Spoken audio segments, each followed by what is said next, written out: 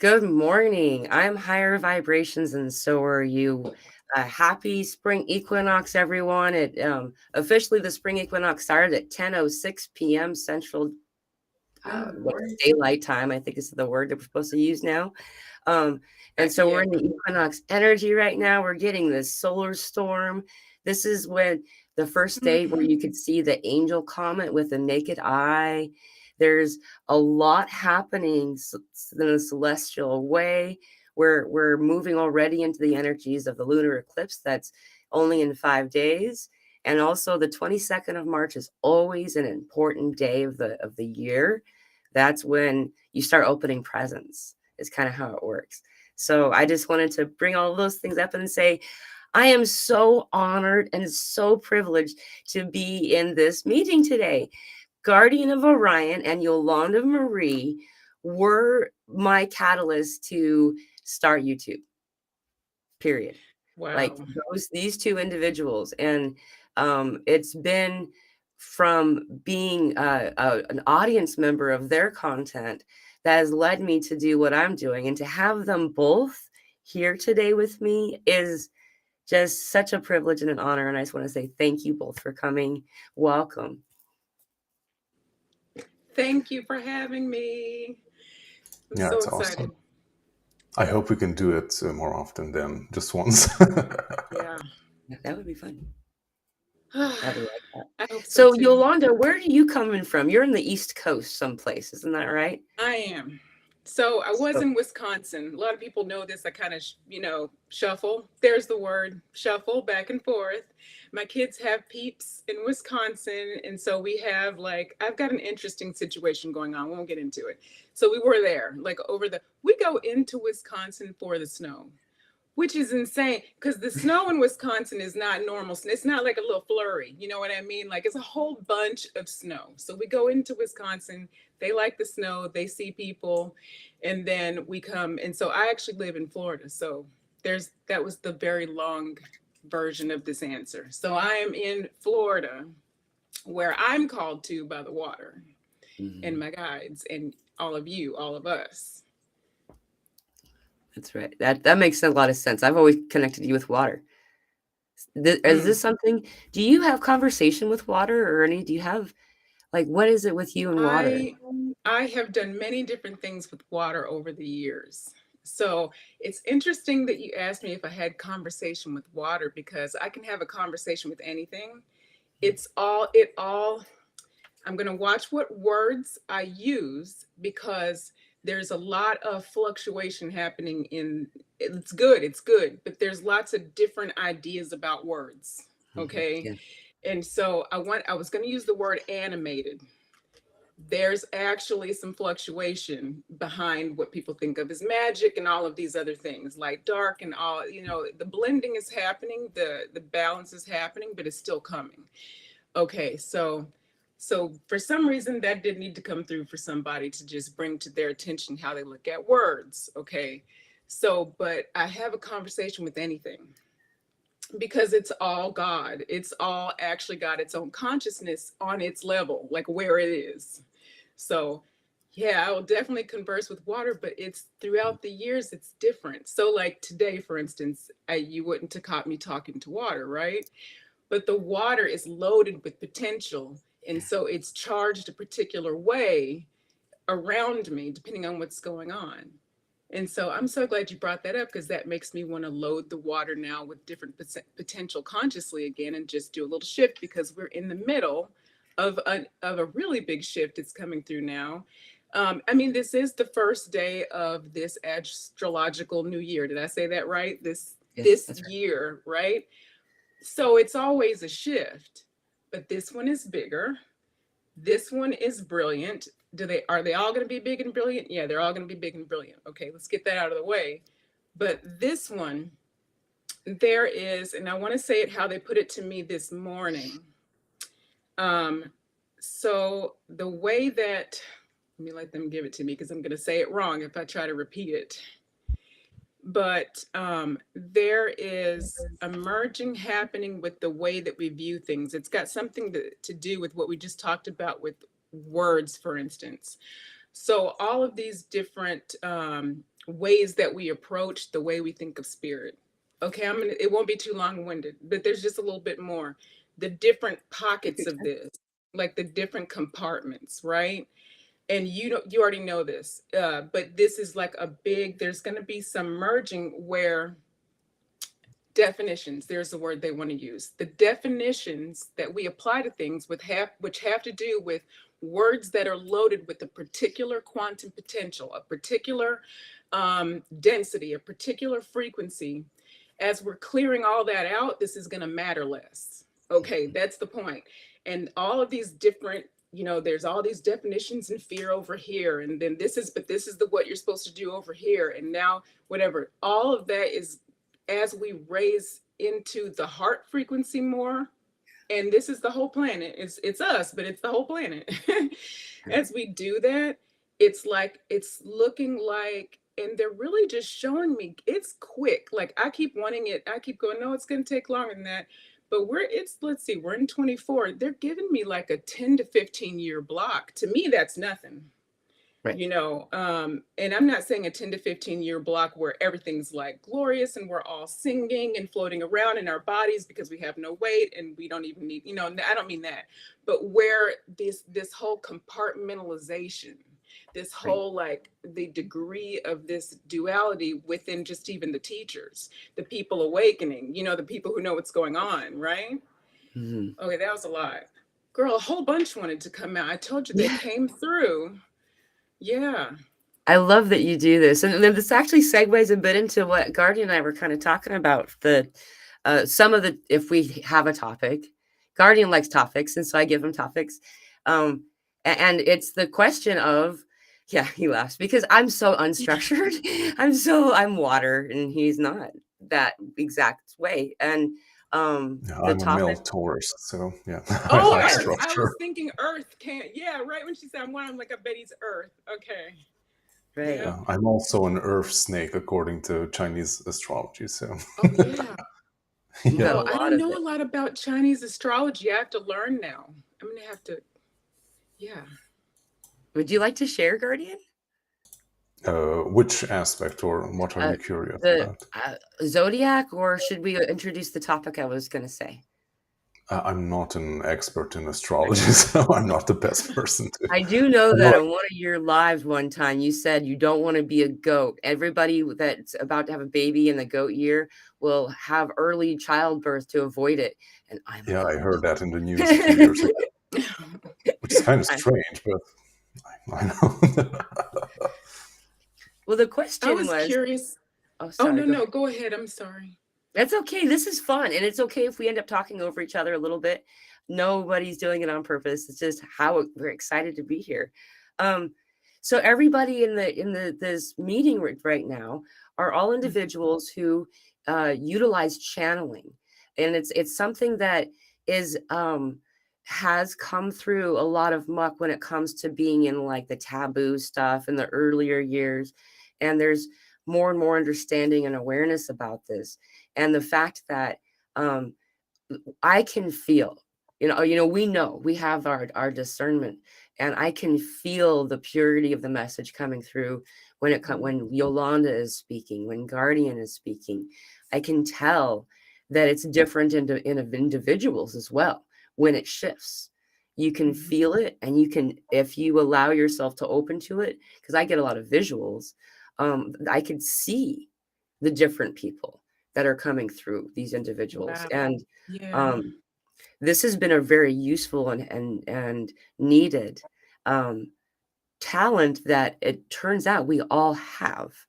And I was hoping that we can like talk about a little bit, and we can talk about a lot of different things. So there's a lot going on. We got time. Um, but it maybe to help those who are tuning in right now or later, how did you learn to channel? Like, how did I'm asking both of you this question, but let's go to Guardian first for just a moment. How did you learn to channel? Like, how did you find out that's what that was? Is there Do you want a long or more whatever shorter you want to version? share? Okay. Well, I had my awakening in 2012, and before that, I didn't really have any knowledge of mediumship or channeling or like any of these stuff. So when I had my awakening, I was exposed to a lot of things. And my first clear exposure to channeling was Bashar in 2012. And I swear to God, I don't know how I ended up watching Bashar. Like, how the hell did he end up on my YouTube feed or something? Or someone sent it to me. I don't remember. But anyone who like knows it, they know that it's pretty weird. Like someone channeling an extraterrestrial, and to like someone who is like has a regular like normal day-to-day background, that would be like, what the fuck? Like, what is that? What is that? Yeah, yeah. And for me, it was like, oh, like that's completely normal.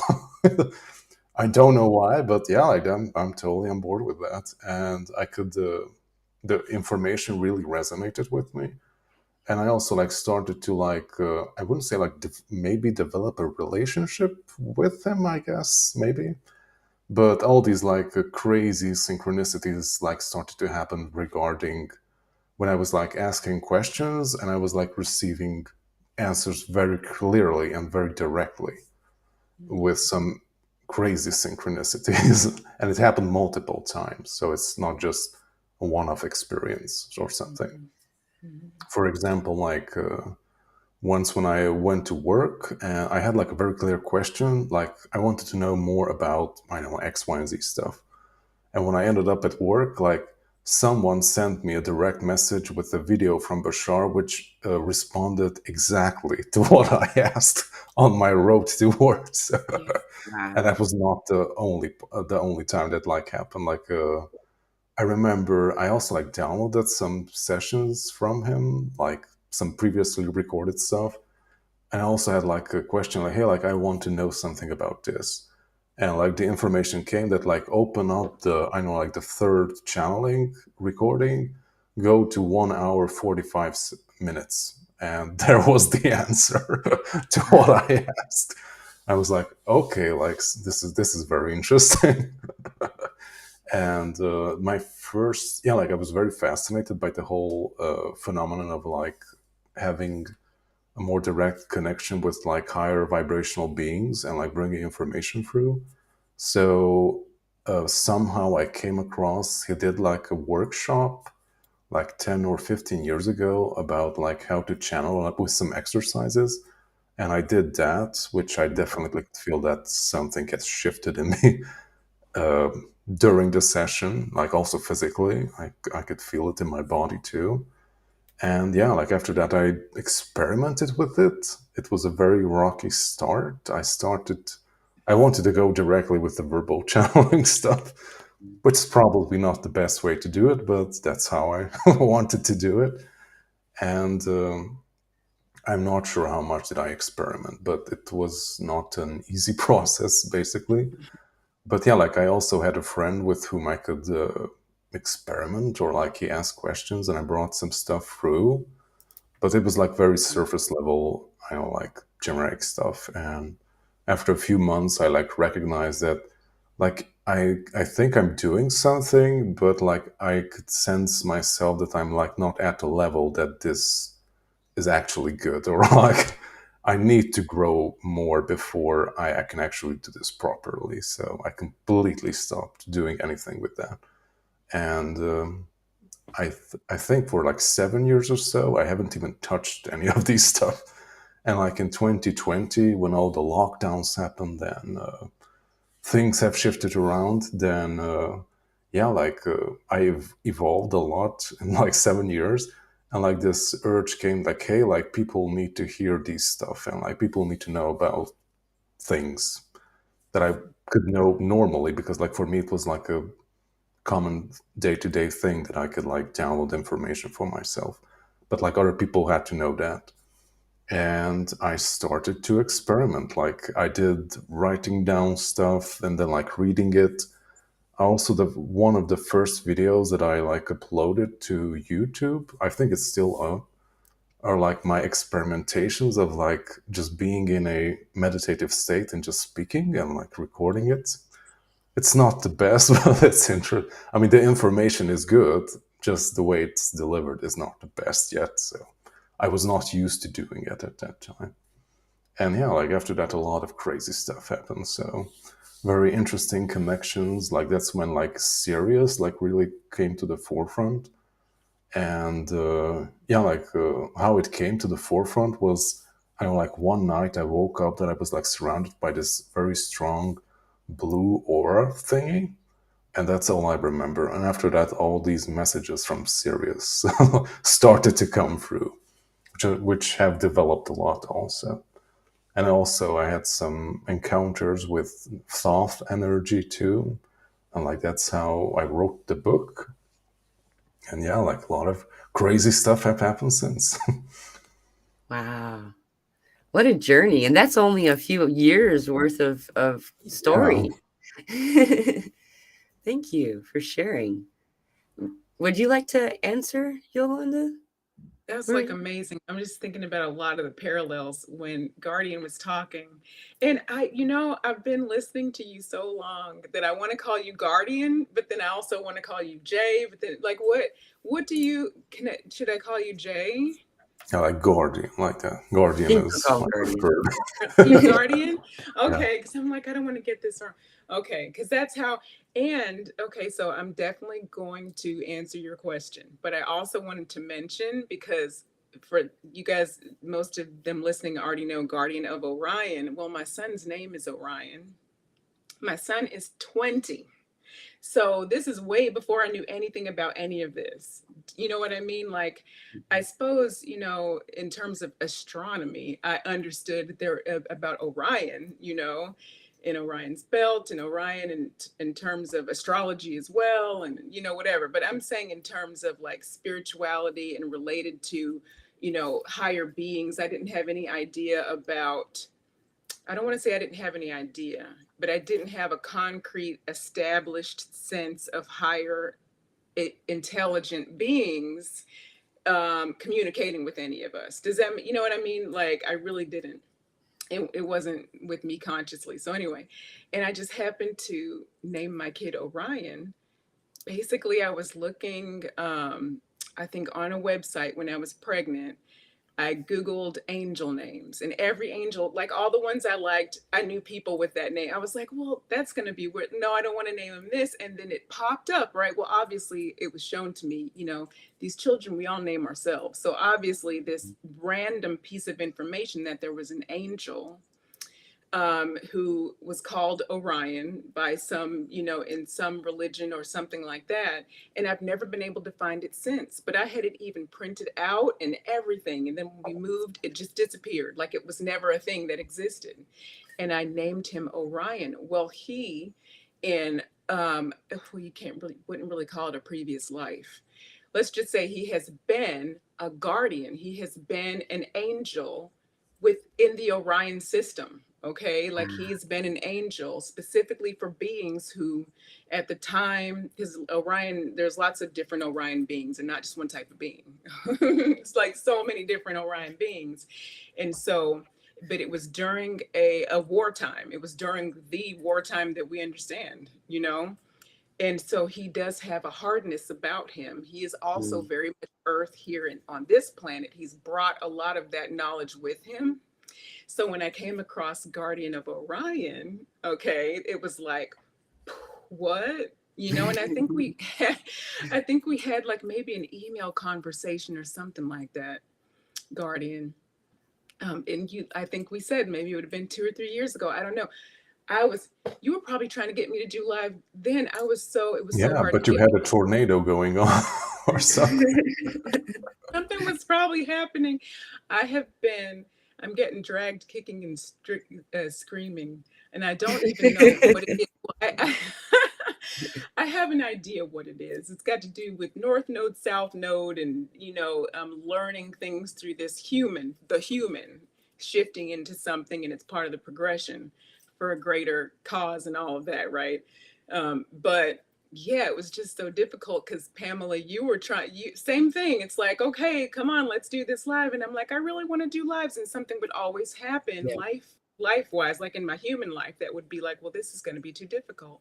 The last time was the last eclipse corridor that we're just getting ready to start another corridor for the eclipses. I was like, oh no, it's really close to the corridor. I hope she's going to be able to come. That was the fall. Okay. Yeah. Yeah. Oh my gosh. That was a big one.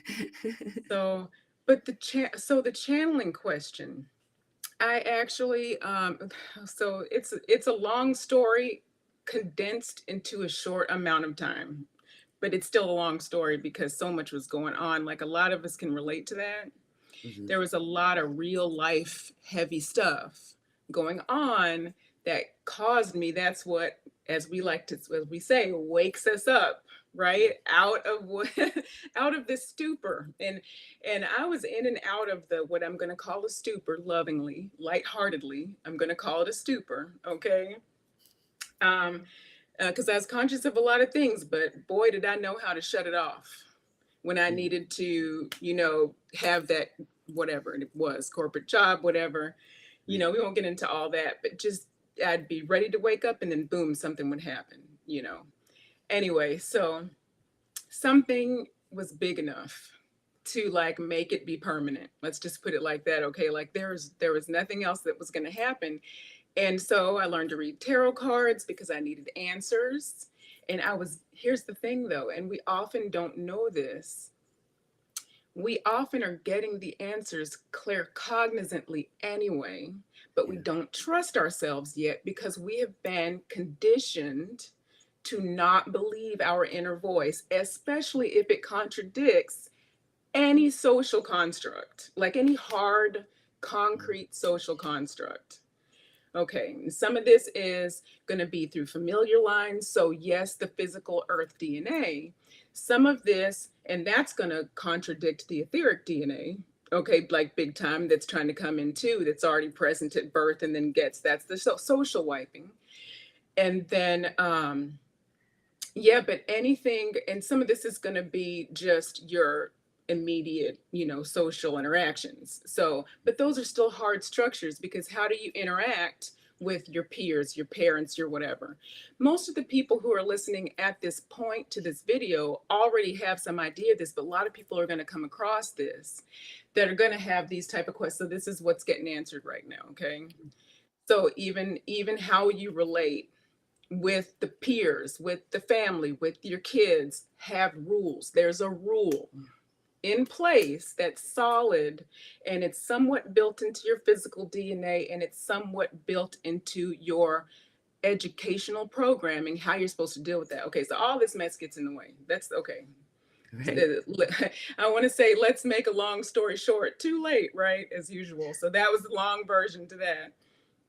And so through all of these things, that makes it super difficult. So yeah, I wanted to answer a lot of questions that already had been getting answered. That's right. And but tarot cards, learning this external tool, which is perfectly fine, right? Gave me confirmation to that. Maybe going to a psychic, going to learning Reiki was big.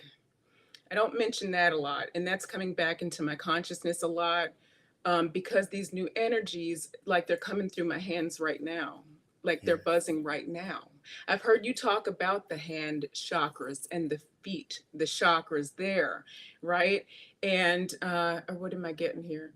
So you can think of them as tiny portals, but there's something else they're showing me there too. It's not portal that they want me to say, but I don't really have a word for it.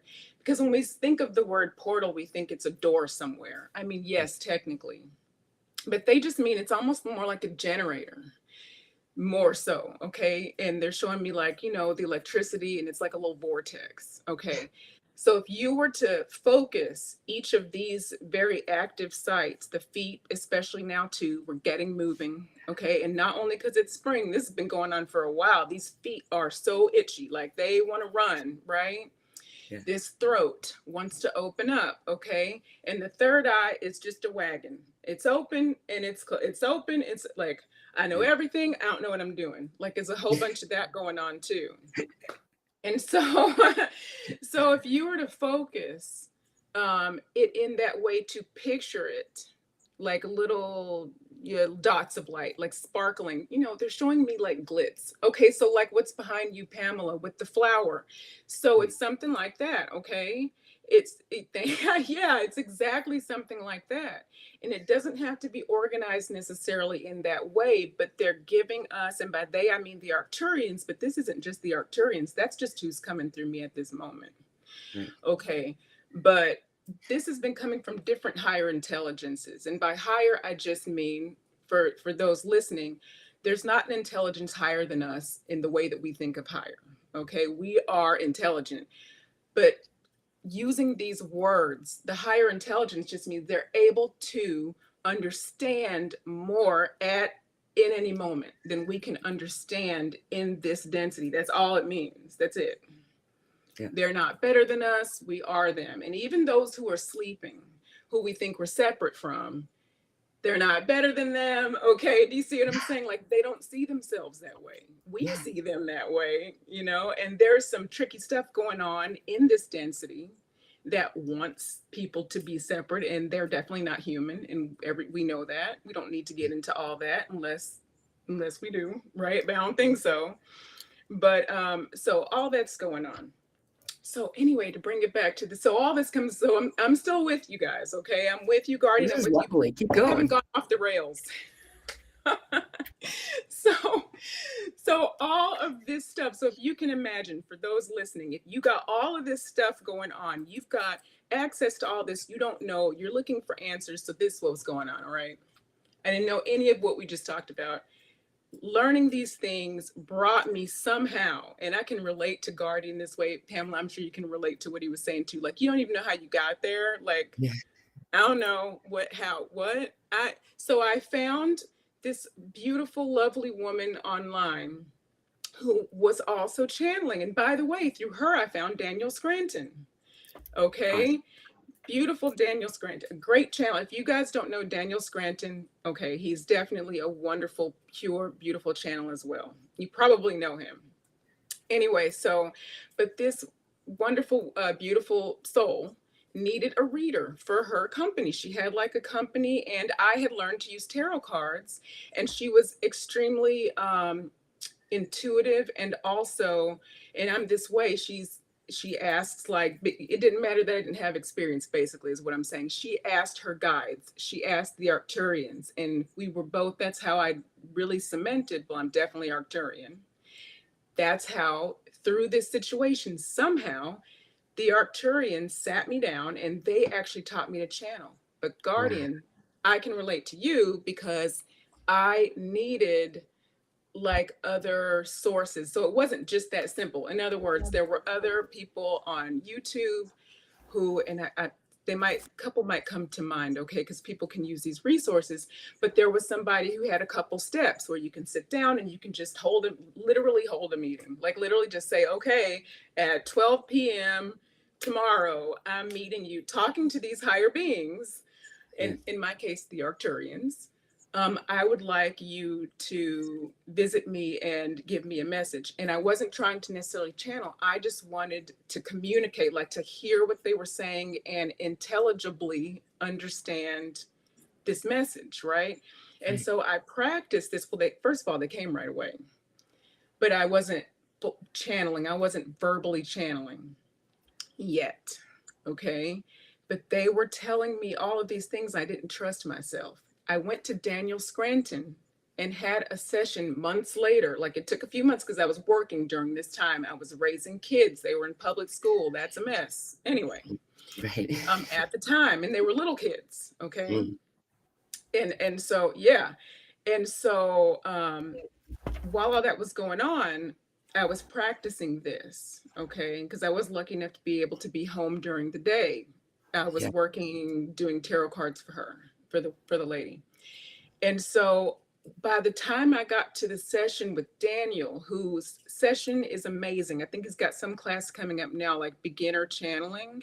And I would suggest that anyone, if they want to like learn, this is going to be a good start. He is doing what it looks like he's doing. This is not like, he is full body verbally channeling. And what he told me was the exact thing, not in the same exact words, but the feeling, what was happening.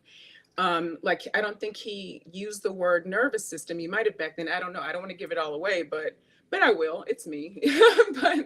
but yeah, the way that they were coming into me was what he was describing, but he was able to give me more and more confidence, because it's like, oh my gosh, I was doing this already. This is what I was doing. I didn't know if this message was what it was supposed to be. Another thing I want to say, when I started Guardian, I'm relating to you again. So when I started, the way that these messages, and it's because the higher self or not the higher self, sorry, the fractal, like the aspect that I was most closely related to at the time, she's very technical. She's very, very technical. So the language that was coming through me was so technical, okay? And it's not, and it's not that, so when you're channeling, they're not speaking English to you. It's not like you're hearing, it's not the same as clairaudience, really, where you're hearing a conversation, or you are, how can I put this? They're sending you blocks of information that then need to be translated. It's not that they couldn't speak English if they wanted to, by the way. Some of these beings have the apparatus, some of them don't. It's all different. These are all different types of beings, you guys. They're not going to necessarily, this is not always what you would think of as your standard humanoid in terms of the way that they have vocal processing and all of that. Right? So they might come try to say a human word in any language, and it would come out like, it would be completely different or no sound at all. So anyway, and that's if they have a physical body that would produce sound even close to where our density is. So it's all over the place. So the point is, they're sending you blocks of information that then get translated through your field, through your nervous system as well, depending on which way you're channeling, okay? Yeah. So it's going to hook up through your nervous system different ways. I've been through several different progressions of the way that it comes through me, which is not for the faint of heart, I would say, okay?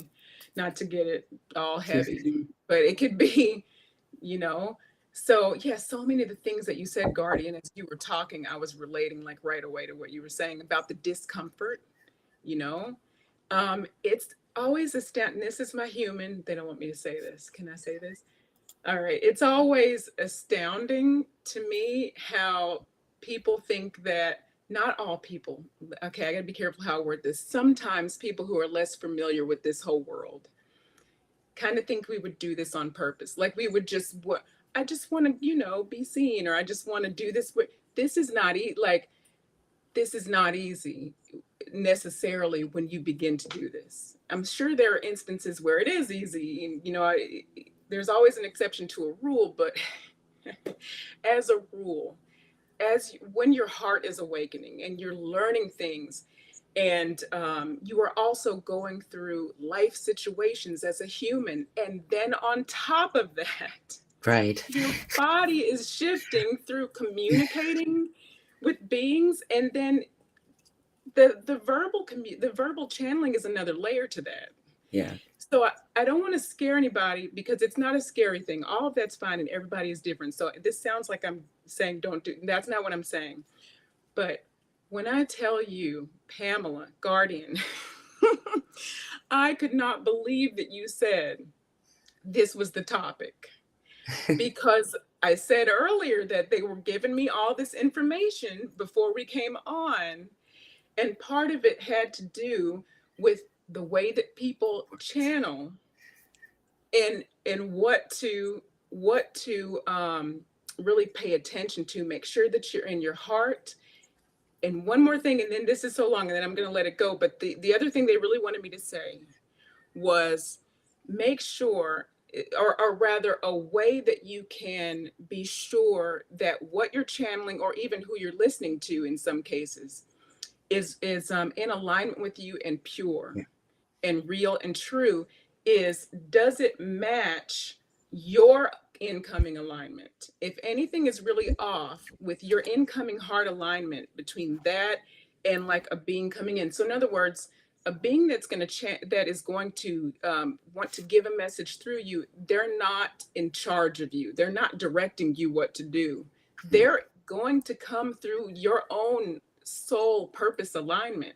If it doesn't match, there is something going on. It could just be distortion on either end. There could be interference. There could be something going on, but it is, I want to say red flag. It is a red. I don't like using the term red flag. I don't want to do a fear thing. Like it's not necessary, but you should be discerning. Aware. Yeah. Okay. That was so long, but that's. I didn't mean to cut you off. I tend to add words when I know someone's looking for one, and aware, being aware. Yes. No, I went long. You're not cutting. You should be cutting me off. Well, thank you so much for that sharing. I kind of want to just echo a little bit of what was said by both of you and sharing my experience, because we all have a unique experience, and that's part of what we're doing here is like we're presenting this information so y'all can figure out that you're doing it already, and that we can trust ourselves over time. We learn how to do that. I learned how to trust myself, just like what Yolanda was saying, and like what Guardian said too with Shar, was validation. I know that we're in a time era, but a lot of the people in the, well, I guess we're called New Age community. I don't know. I don't like titles. I'm me. Yeah, right. But in this group of people, typically they say that validation is something that we're moving away from. Yeah. We're moving away from all this density, all this stuff that's considered like training wheels. However, the training wheels teach us how to ride the bike, and so I learned to trust myself by validation, by hearing other people share things that I hadn't told anybody and in very detailed ways. I, looking back, see that I've been channeling my entire life. I would have periods of amnesia in conversation. Usually it was always when somebody was in need of help, some kind of counseling, advice, suggestions would come through. It happened on an airplane when I was 11. I was by myself, and then there was like a bunch of adults, and they were all freaked out. I remember leaving the airplane going, I don't remember that 3.5 hours. And everyone was just looking at me going, thank you, and crying. And like, this is something I was taught growing up it meant it was a divine message. However, it felt like different people. It felt like different energies at different times. I could tell who was leaving and who was present. Like, it wouldn't be I would lose a bulk of period of time. It would be that I would be having my own exchange while they were using my voice. And so I see and experience things like you would call daydreaming. It's just really amazing rainbow sparkles and all kinds of stuff. And then people will say, wow, I'll come back and they'll be crying and thanking me and saying that what came through was needed. Oh gosh. And this started happening when I was really young. I only just found out a couple of years ago that the energy I started calling Bob, just because he came through so often. I wanted to give him a name.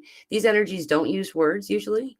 And so like, it's like you go into the orb of their energy, and while you go into their energy, all of a sudden, all the stuff they know.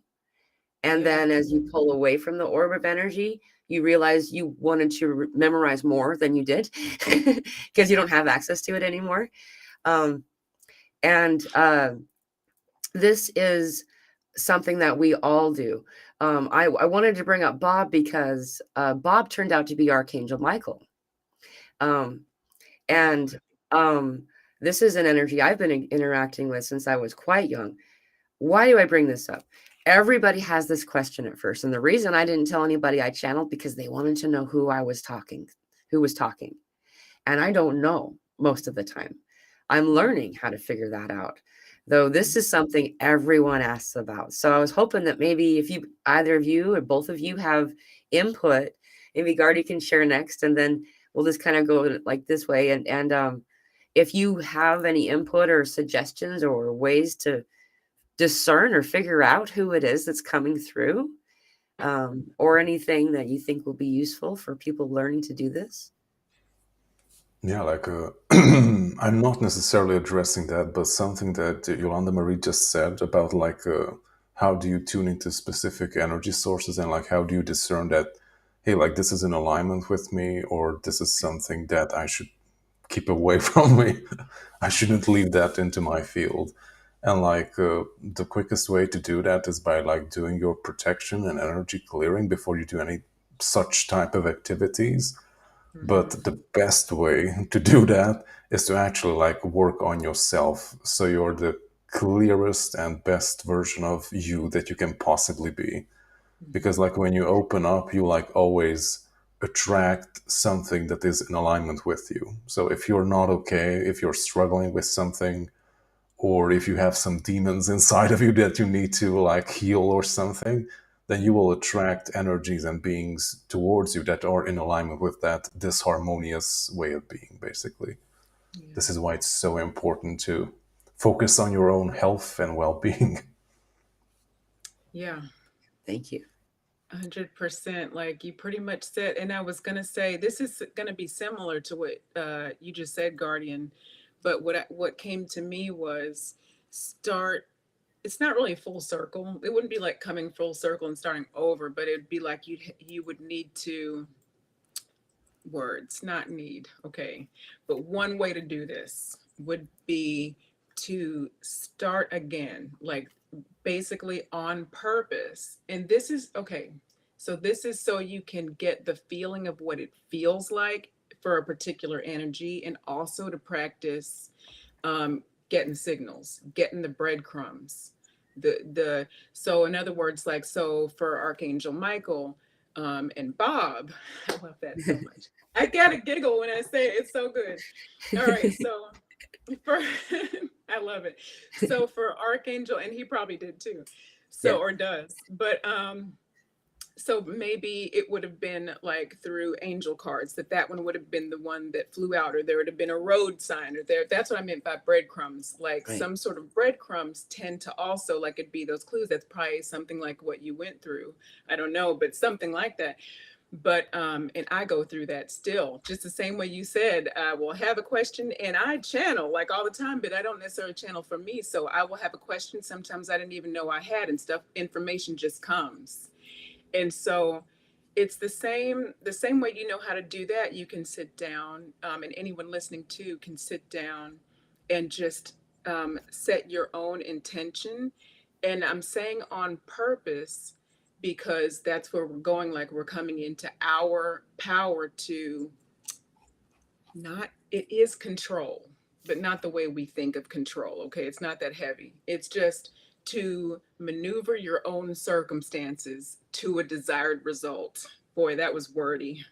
But I just want to make sure that the proper frequency is what's coming through. Technically, yes, it is, but we're in this word thing going Yep. on here. And so I think that there's a really, really big emphasis with the three of us here. And I can't tell you why, but we're really picking apart, and it's happening now. It's coming through now. We're picking apart people's understanding of a word, and Yeah. they will understand why that's necessary.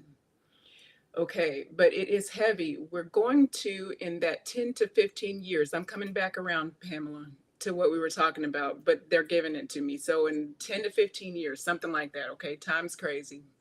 Right. We're coming around to a more concrete verbiage. Okay, because we do use words. And even as we morph into telepathy and its imagery, the imagery even is stacked somewhat with our prior communication, like the way we've communicated. All right.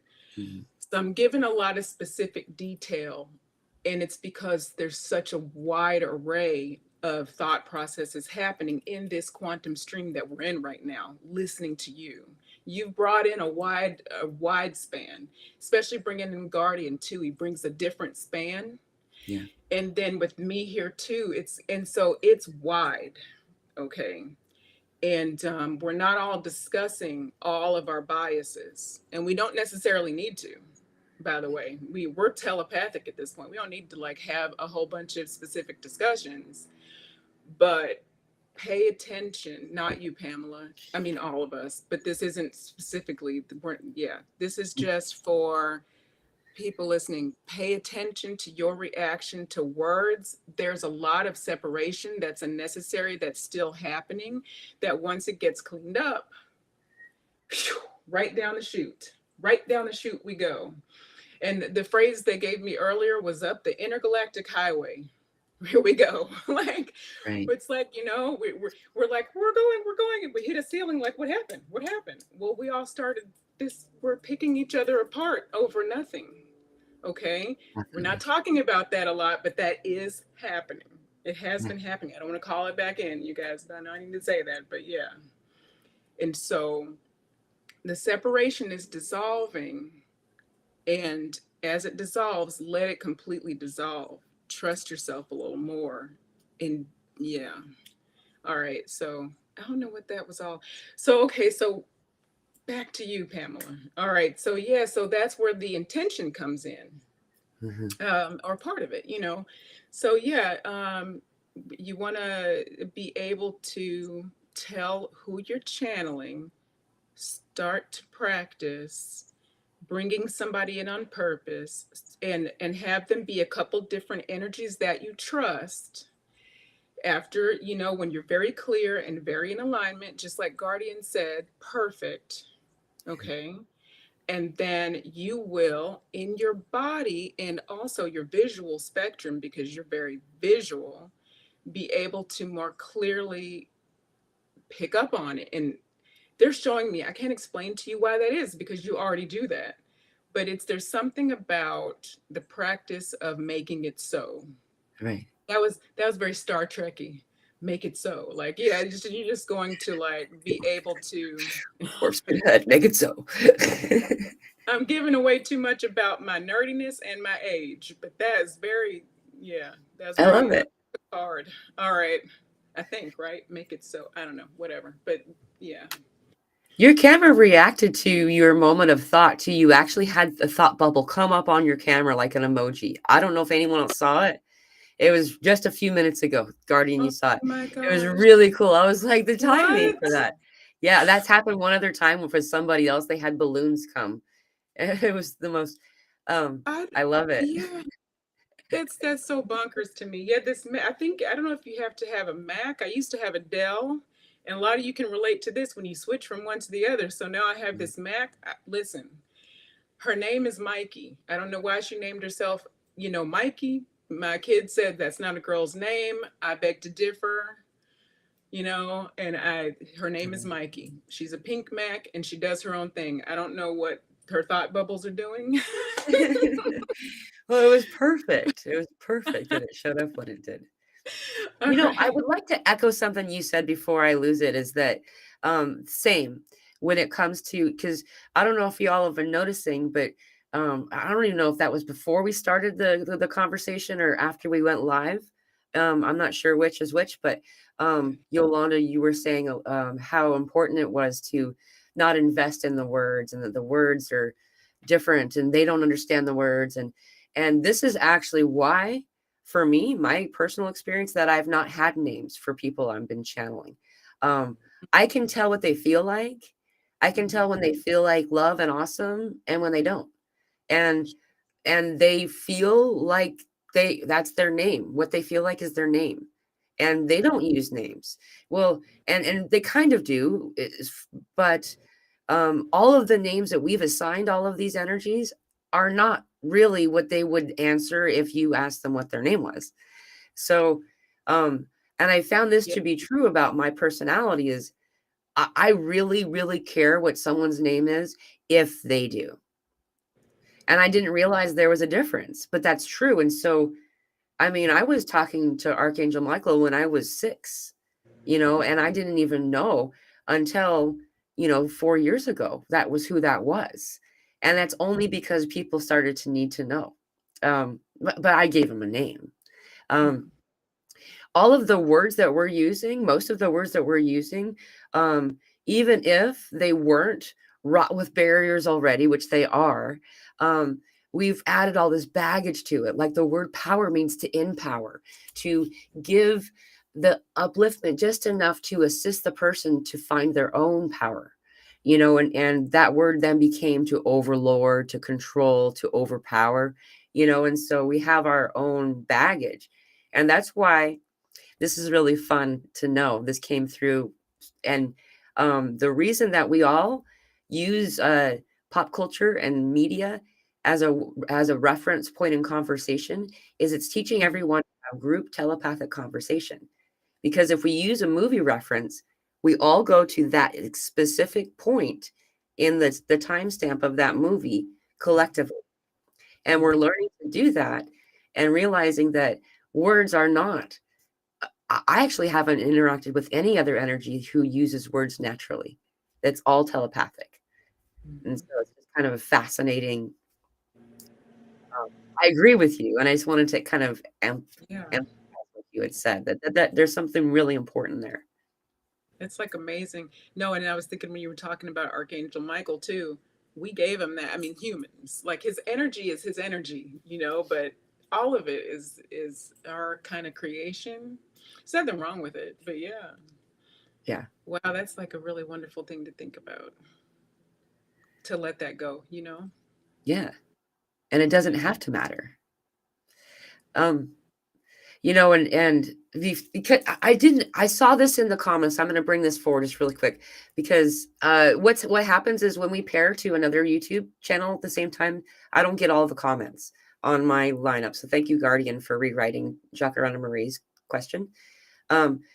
We're here in this energy. So let's talk about this. Can you speak on the portals between March 19th, 20th equinox and the lunar eclipse on the 25th? And also the April 8th solar eclipse. Are any of you feeling a different energy between those two? Whoever would like to take the question, or I can also, I have a lot to say too, but I'm going to let you guys take it. I don't have a lot to say about this specifically because not that this is, I want to hear what you have to say, Pamela, but I want to say too, there's like each of us have their different things. They're kind of steering me not completely off of the dates, not off of them. Yeah. They will be still important, but it's like for me personally, they're trying to take me somewhere else. So I'm not getting, yep, because we're not talking politics. Right. Okay, but I am getting things, but we're not talking that. Let's see, April 8th solar eclipse. Go ahead, Pam. Yeah, I'm getting more of energy up leading up into next fall, if that makes sense. Like way No, beyond. I've been feeling that one too. Yeah. Well, I can speak on this for a moment. This is actually something okay, so 40 years ago, I had a near-death experience when I was 14. And I knew that I'd be right where I am on my 45th birthday, which is on the 27th of March. And I didn't know about the eclipse at that time back then. I just knew I was supposed to be right here in this spot. And I didn't have enough correspondence with anyone before we came here to find out. But I did know that I was meant to be in the line of totality of this eclipse. And it just worked. After I was already bound to come here, she had texted me and she's like, guess what? We're in the eclipse. Did you know about the eclipse? I'm like, I've known for a little while, and like, the reason that this is important is that it's something we can agree on and we all can meet in a general meeting place. Just like when we have celestial like conjunctions and stuff, it's not so much that the conjunctions occurring that's causing the energy. It's that everyone can look at that because time isn't real. This is how everyone can meet in time at this specific location, and that does provide an ample amount of energy and assistance and the ability to raise up in a way that we wouldn't normally be able to. So this eclipse is the other side of a corridor. This is a corridor eclipse. So the 25th is the lunar eclipse, and the other side is the solar eclipse. We are all, and of course we have the equinox energy. This is always a beautiful thing, just like we've already, like Yolanda brought up earlier, it's the new year energy. It's the gift giving time, and we start to find a lot of people we'll talk to, they'll point at March for their awakening window of time. And so we already got all that. And then we have this corridor of eclipses. Having a corridor like this is very significant. I was doing a show with Dr. Joe, and they were like, look at the day in the middle. The day right in the middle between the two eclipses is going to be like fireworks. And then I looked it up. That's Easter Sunday, the exact Wow. middle. It's 7.5 days. And so I guess it's Easter Sunday afternoon. Okay, so it's not that these energies are coming and something big and is going to happen. However, this is one last guidance that I need to bring forward, and they're so persistent about this every time this topic comes up, is everyone are knows understandably very excited about watching the eclipse in the sky, watching as the angel comet. They're calling it the devil comet, but it's got wings like an angel. It doesn't look like horns at all. And that's going to be able to be seen during the totality. And what I'm being guided is, it's not so much telling me not to look at it. It's use the energy in the moment for meditation, dude. Don't be sitting there with your camera and like being one of 8 million people who have full footage, if you can let yourself be in the energy of a meditation centering space, what you're going to get through the coming weeks and months as a result of assisting yourself here, you'll notice it improves your experience. So it's beautiful. It's a celebration. I love that. I love that. And definitely the corridor energy is nuts. And also, I agree, which you probably already know this. I definitely agree on the collective, the way it usually comes through. The Arcturians put it, it's collectively agreed upon. I'm sure you've read or heard. I don't know if you remember me write or that writing, but just all the time, it's so true. It's what the more within the collective, it's an agreed upon. That's just one way of saying, like a more solid, one of those solid concrete things, the more powerful it is. And so, yeah, that applies a significant amount of importance to what you just described for sure. But I did want to say one thing, because I was looking at the dates she was giving, in terms of astrology, right? And trying to listen for if something, if there's something that wants to be said. But the overall thing I'm getting, and I don't know about you too, Guardian, with this whole energy is lighten up. Everything is even despite the fact that it feels like, even because so 2 days ago I tried to get out of bed, I felt like lead. So I'm not saying we're all gonna feel light all the time, because there's a lot of shifting going on.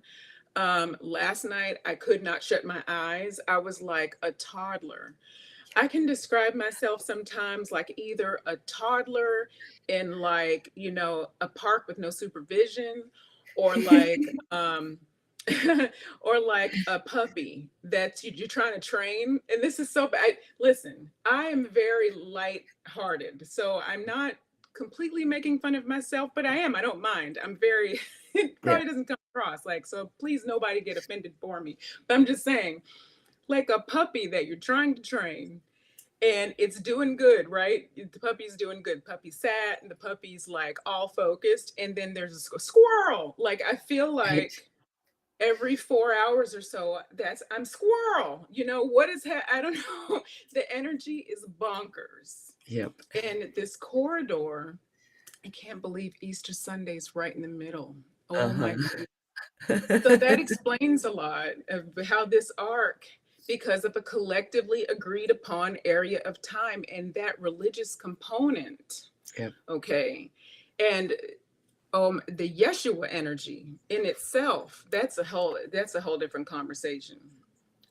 Because there's a lot of belief shifting happening right now with hardcore, hard set religious beliefs. So people who have been extremely solidly, rigidly religious, there's some stuff happening. Okay. Yeah. So people just be on the lookout from the periphery, because that's not always pretty. That's not always pretty, when people are like, I don't know if I understand this as solid anymore. That's an existential crisis, is not pretty all the time. So anyway, yeah. And so Did you? Yeshua, oh, sorry, I was just going to say the energy of Yeshua, which is, very dynamic and loving and, very attached to this planetary experience, is very available to guide people through that. I just guess that wants to be said for anyone who has relationships involving that. Right. And you brought something up that I forgot that I found. Oh Also, yeah. because you brought religious significance in Yeshua, and I was guardian, I'm not ignoring you. Just 1 second. I'm sorry, but the blood moon Purim eclipse, blah blah blah, is the same day. Well, if of course it's the same day as the comet becomes visible, is when we're having that eclipse. It's also I can't, I thought I took a screenshot of that one too, but I didn't. It was somebody's comment in a different video. That it's like, so Passover is on April 8th, I mean. And total eclipse falls on the high holy day of the seventh feast day of Passover, is what they said. Wow.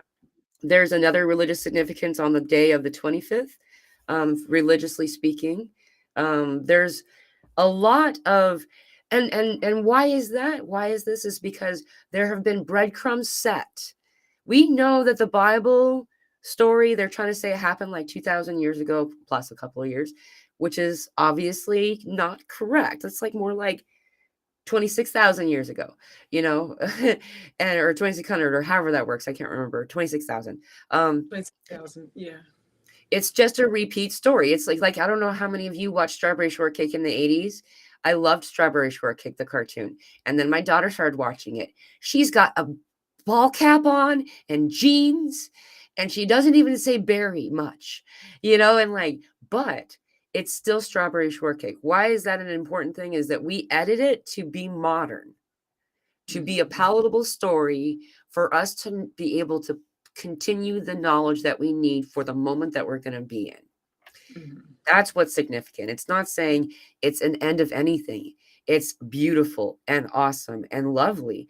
And these are all things that have been left for us to be able to then look back and notice, just like celestial bodies might meeting up in the heavens, that this is a time we can all agree upon. And so what is it that happens during this kind of a window of time in all spiritual and religious groups?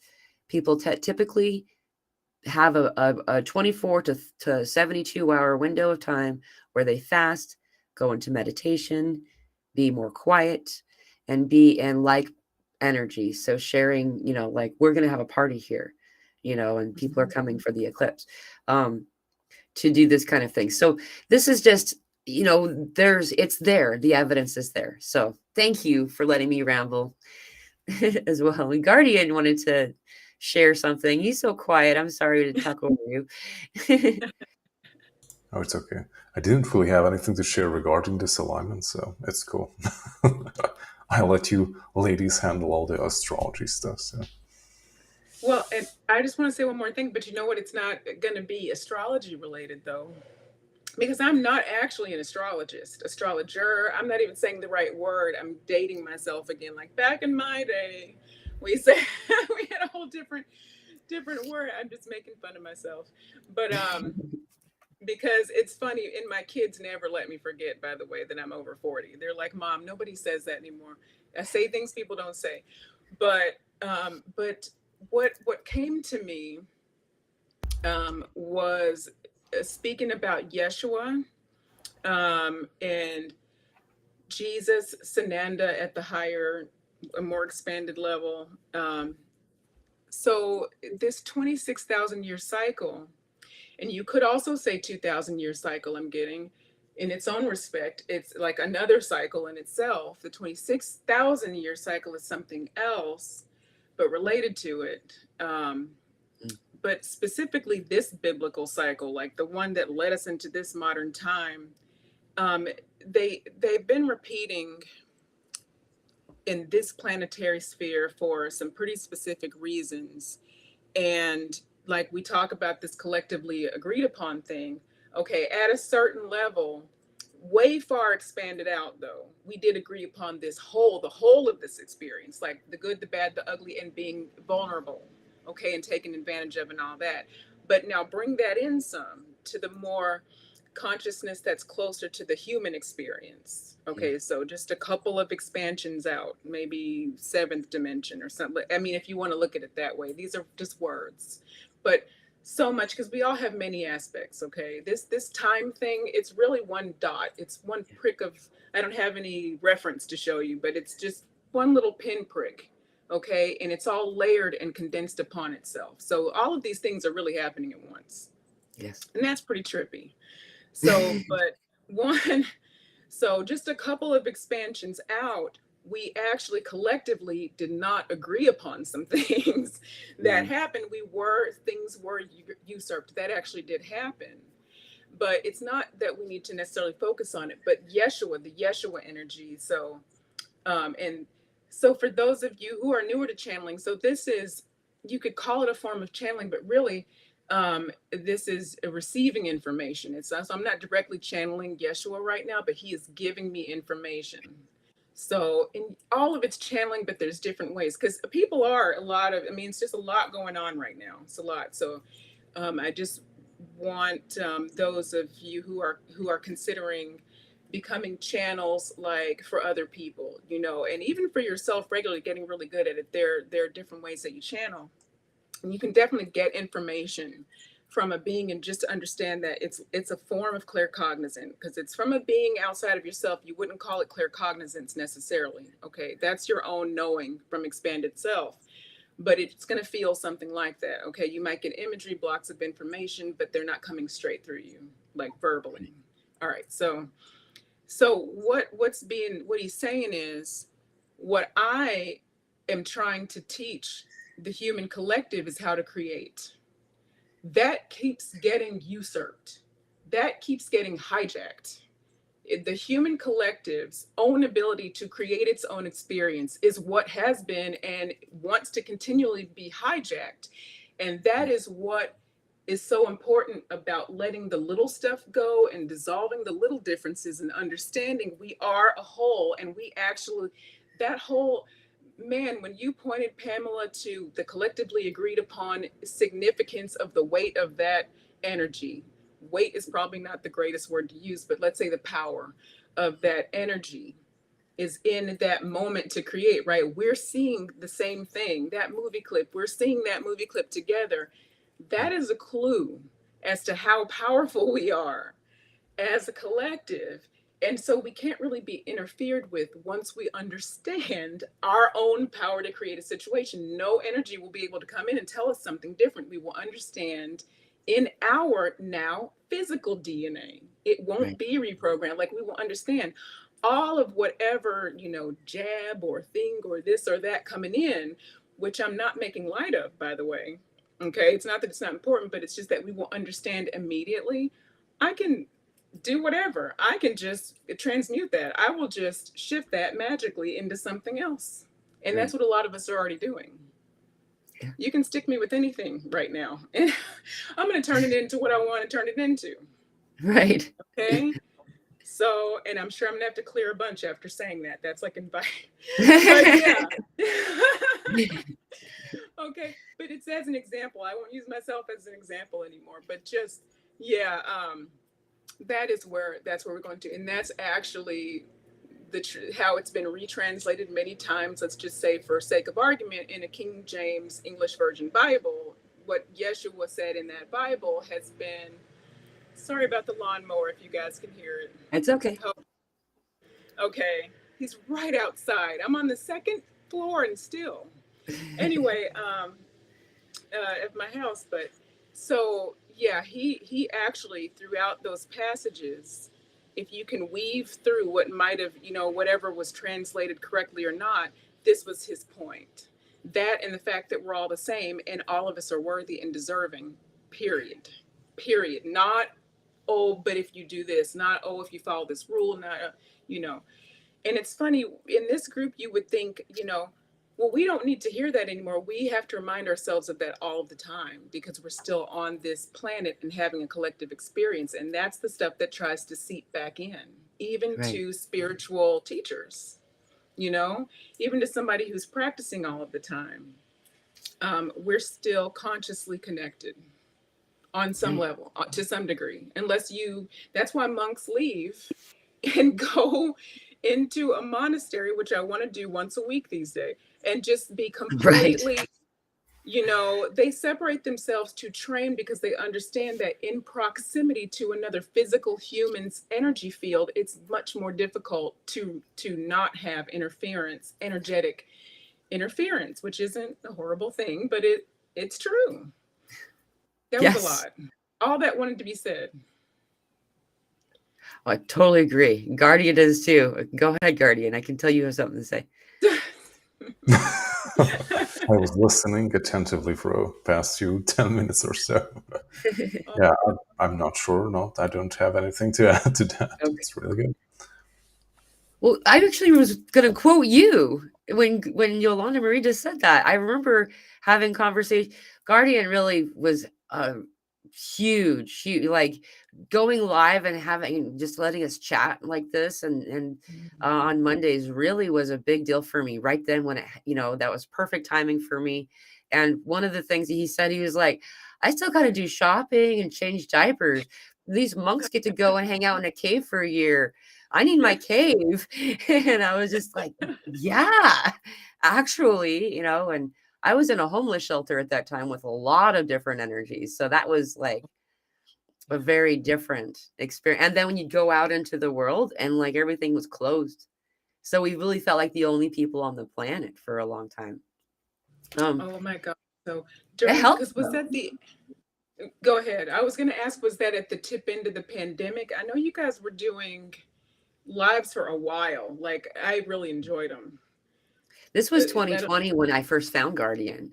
this was Before it? I was, Okay. Okay. yeah.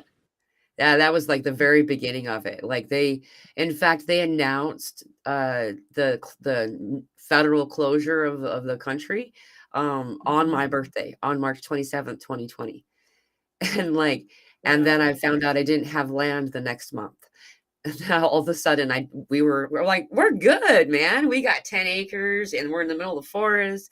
No, and then all of a sudden they're like, no, you don't. It was really good though, because I was very off grid.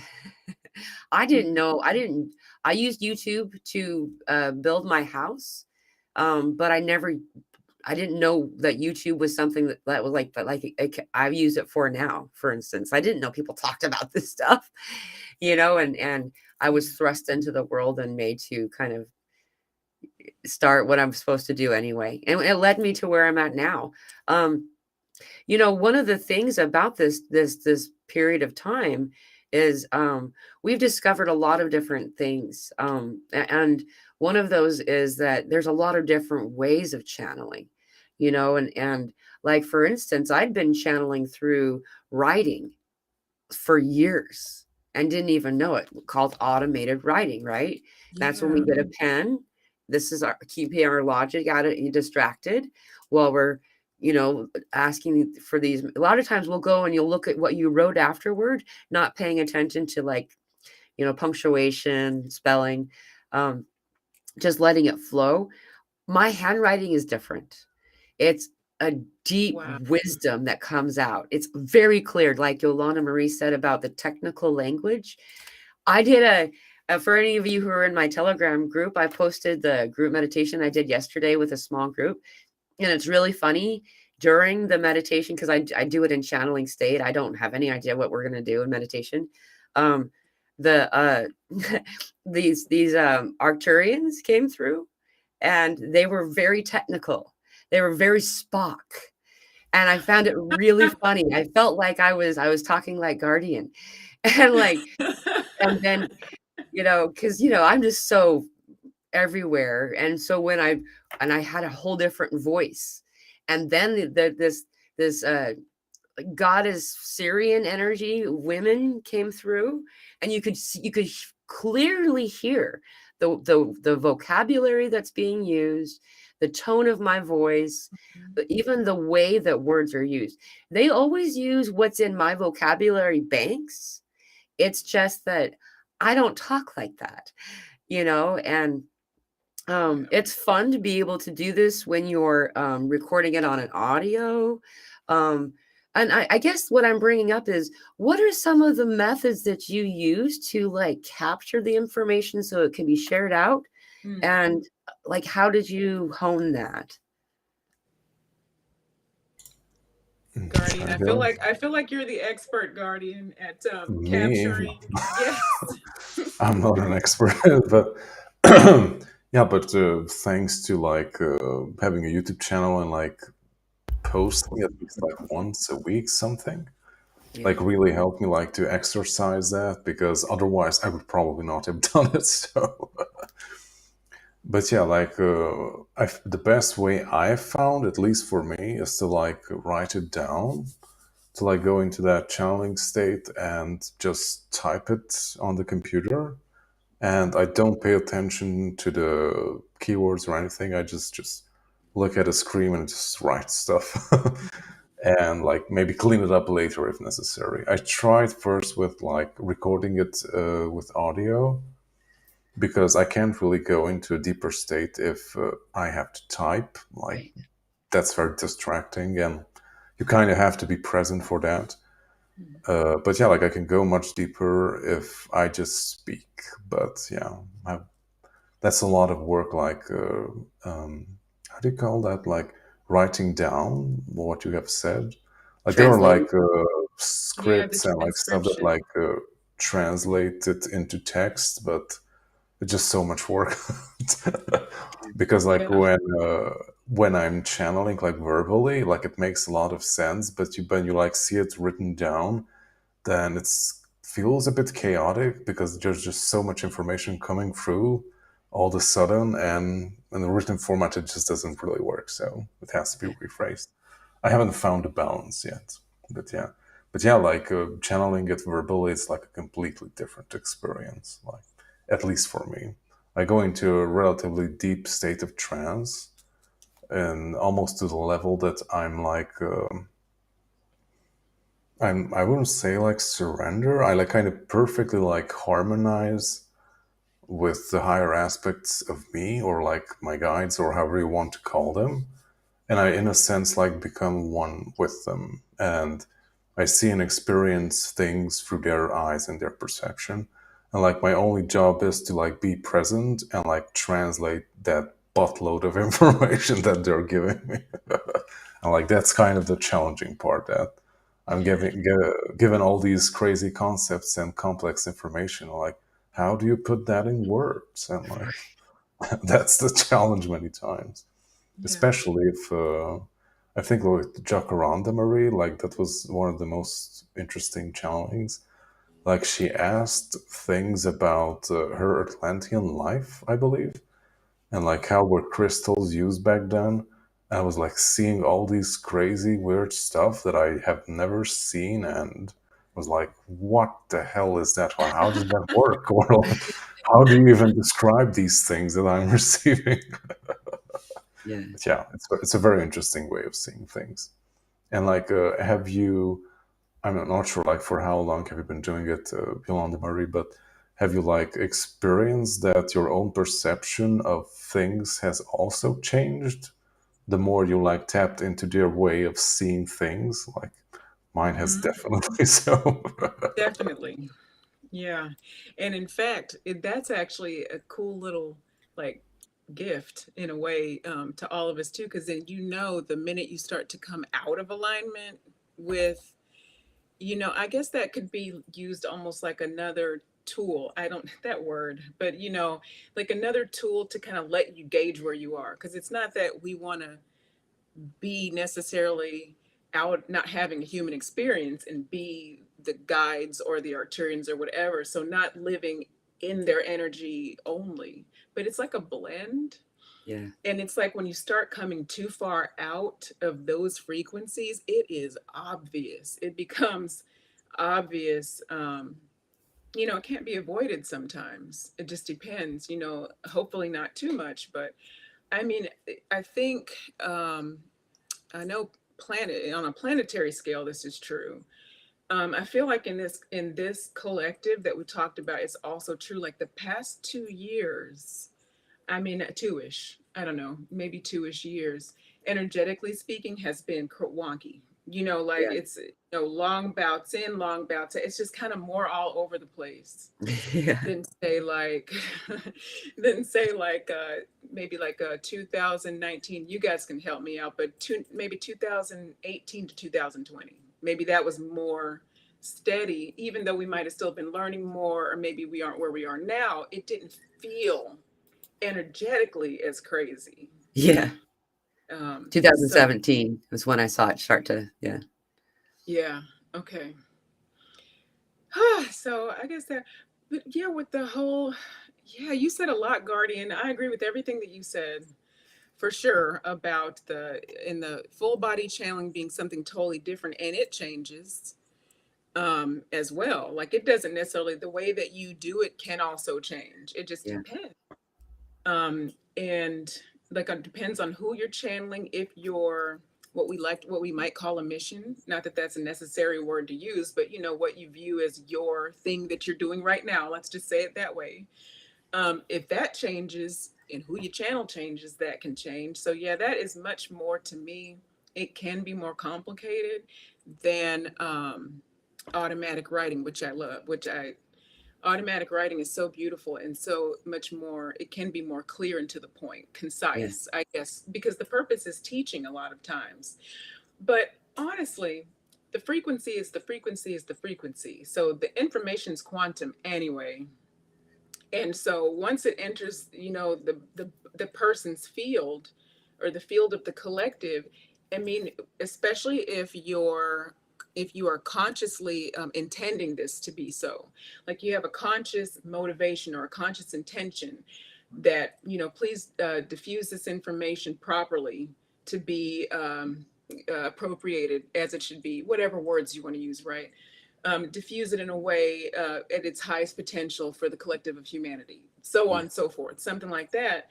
It's not that you want to just say gobbledygook in your channeling. You do want to focus and channel the message as clearly as possible, but the intention, the true meaning is going to come through. And the same is on the other end, who is receiving the channeling, um, or the Right. channeled information, rather. If you are intending to have it integrated in a way that you can use it, that it's at its most useful, then you're going to get what you need to get, despite the verbiage and everything. So that's like really cool. But shoot, I just Right. have like an app on my phone that I push record. That's the easiest thing I can do for Yeah. when it's just, real-time channeling. And Guardian, it has, and Pamela, because you are now doing this too, and for anybody else, it has a transcriber. So Right. you can just do a transcription and it's free. It's terrible. You have to go and edit It it is like bad.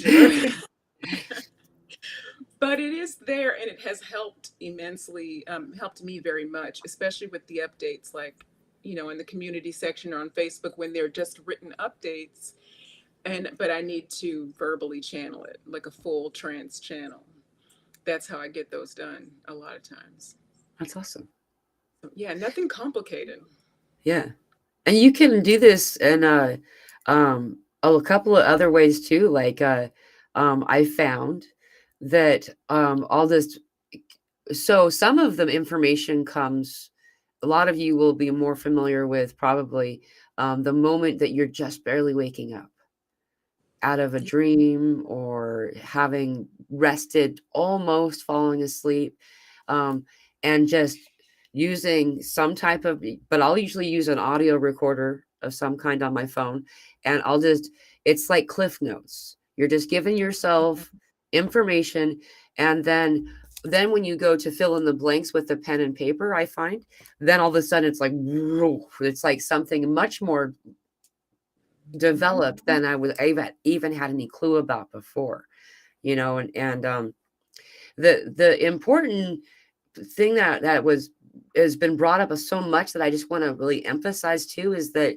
no one needs an intermediary. No one, none of us need someone to tell you what these messages are. This communication is ongoing. It's always occurring. It's simply finding out what you're doing, I suppose, and allowing yourself to allow it to occur without being concerned. And so I love that everyone's mentioned this. Um, Setting the intention. I always set the intention. I always say, I'm opening myself as a channel. That's my signal to me. They already know that, and I'm opening myself as a channel for all those presenting themselves at this time for the highest joy and highest good of myself, others around. It's really quick. You don't have to do a whole big giant clearing. I've also been in experiences where I'm like, I want you, Archangel, you here, and everybody come and that's good too. Whatever it is that presents the energy that presents itself to you that assists you to feel the most protected and safe is what the goal here is. And so bringing that in and letting that happen, like Josie here says, she's like, Andromeda love to speak through my writing opposed to active speaking. And this is the other part of that is that it depends on where it's coming from, who it is that's sharing the information, and how quantum that Shazam is going. Because some of it, if it's so quantum, there really are not the proper words. And so it's very visual. Like I would love to be able to take a screenshot of my brain, my head, and just go, see, because it's so cool, and so using this, knowing that you already have this power, and all you need to do is a little bit of time, learn to trust yourself and trust that the message that's coming through is what it is. How can that's just going to add one more point, and I'm going to let you guys take, because I know that there's a little bit more time if you guys want to keep talking. If you don't want to, it's okay. I'm good. But you're good. I am. I've got a kid. I homeschool too. I don't know why this is important to say, but he is a teenager, but he's downstairs with a bunch of busy work, and I don't know. I have funny kids. I love my kids. I talk about them sometimes. I get in trouble if I talk about them too much, so I'll keep it short. They're characters. I love them very much. But they're occupied. And I've got like by the way, regarding the kids, I just remembered that like you're aligned with the Arcturians, and you also named your son Orion. And I just wanted to add that my daughter was born on the 26th of July, which is like the new year in the ancient Egyptian and Mayan calendar. And also, I'm not sure the word, it's called helical rising of a star. I'm not sure if that's a term or something. It's like when a star, like a specific star, for in this case Sirius, like disappears from the night sky for I don't know how many months, and on that day it's the first, I don't know, it's the morning star or something, like that's the first day of the year that it reappears on the sky when it dawns, and that's also the day when the flooding of the Nile happens. So, Wow. so it's a very interesting day that she chose to be born on. Oh my God. And it's also during I think it's during the Sirius Gateway, like that's when it opens, I think. So, oh my goodness. Yeah, the I Siri. have a little That's right. daughter. And here you are. She comes through you. See, I love this so much. I love hearing this stuff. I could hear it. I love this stuff all day. The things that, and I still could discover things, with my kids, and just, I don't know. Anyway, I won't get into that. That's a whole different conversation, but wow. And you are constantly, so are you mostly connected to Syrian beings, Guardian, I or? think so, yeah. At least in this period of my life. Yeah, yeah. Wow, I love that parallel. Yeah, like the other parallel is that we wanted to name her Anna, and she was kind of late to be born, but she chose her date very carefully. Like she wanted to hold on for that date. And when she was born, like someone congratulated me, and she also said that, hey, it's the day of her name. Like I don't know, like if you celebrate this stuff, like each date in the calendar is associated with a specific name.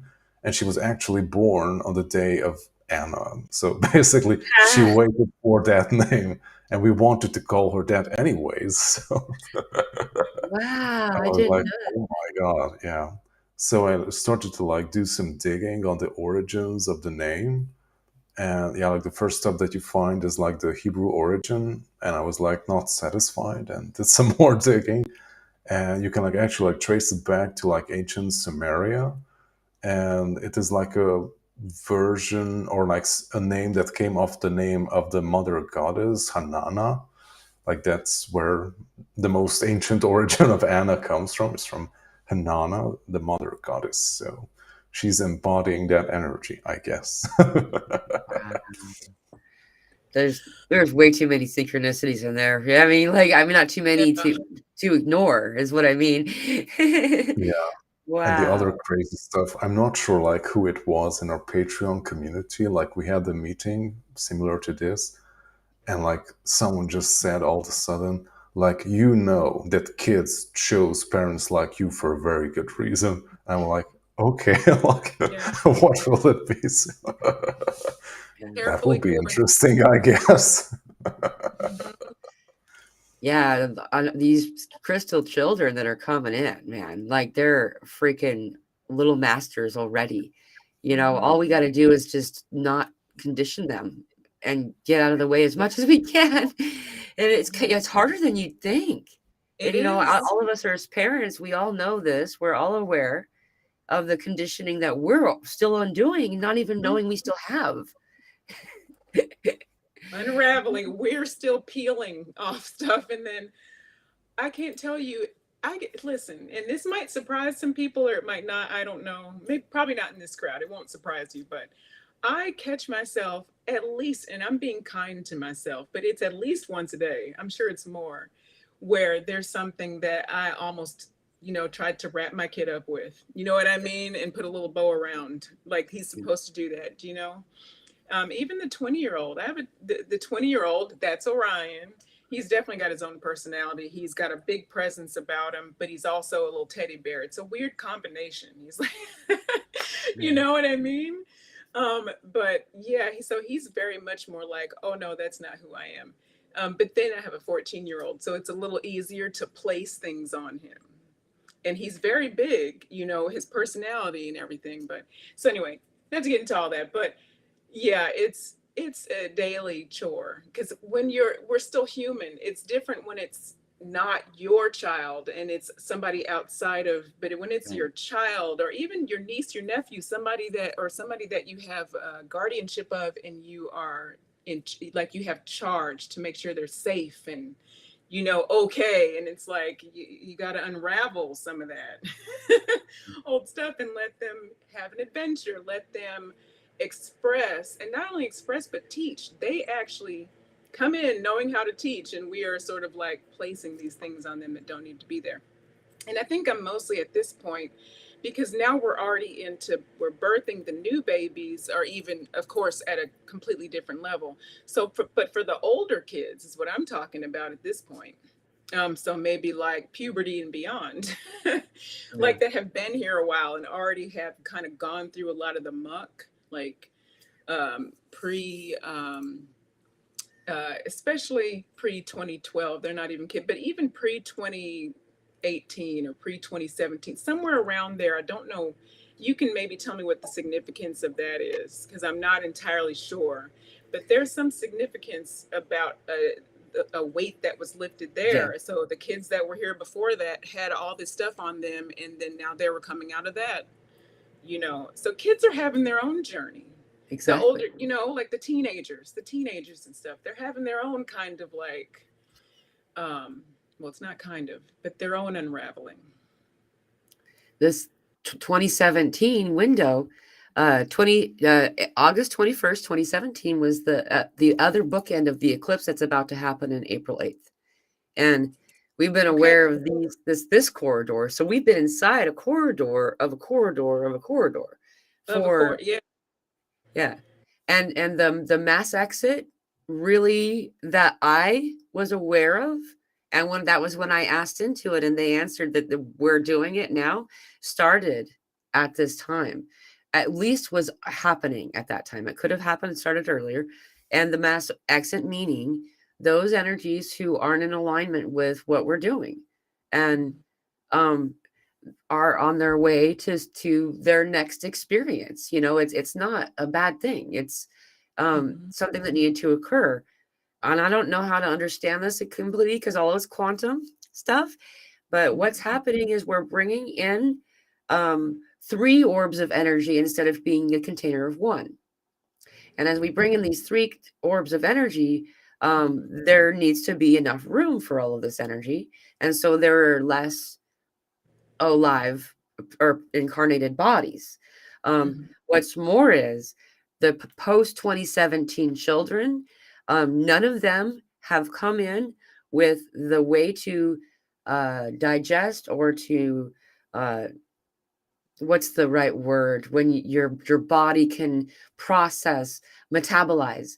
They can Digest, metabolize, transmute. they didn't have the way to metabolize fear the way you and I and everybody else here did have.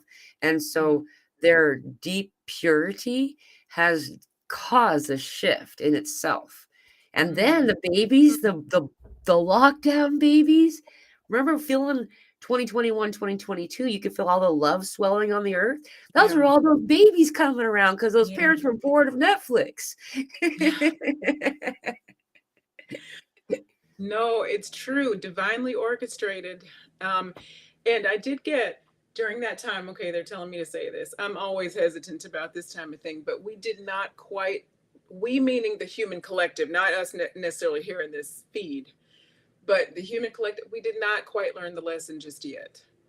So because there was something, there was let's call it a test. Let's call it something to take and use the energy in a different way after all of the many balls that were moving during the lockdown and the other stuff that shall not be mentioned.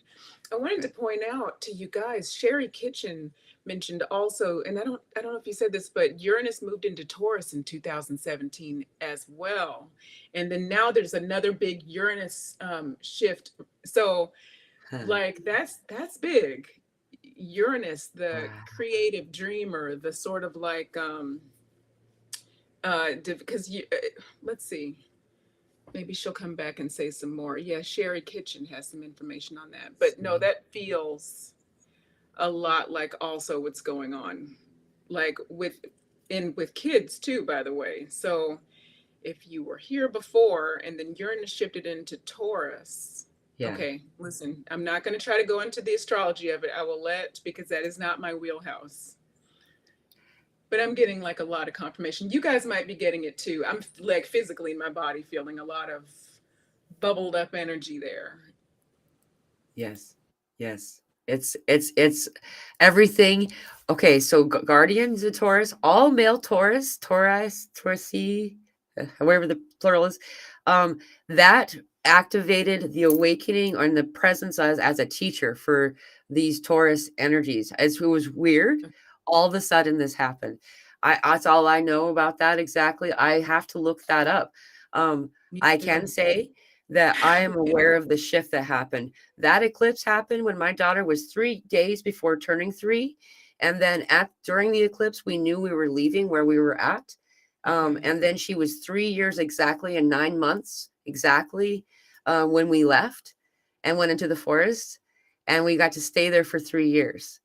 And so it's like there's all of this stuff happening. And the shift that we're going into right now is Sherry, I hope I'm looking for her to comment more because she is really one of my resources that I go to. Sherry knows what she's talking about when it comes to this stuff. But I know I'm peeking over there too to see if she pops back up because she's got to have more.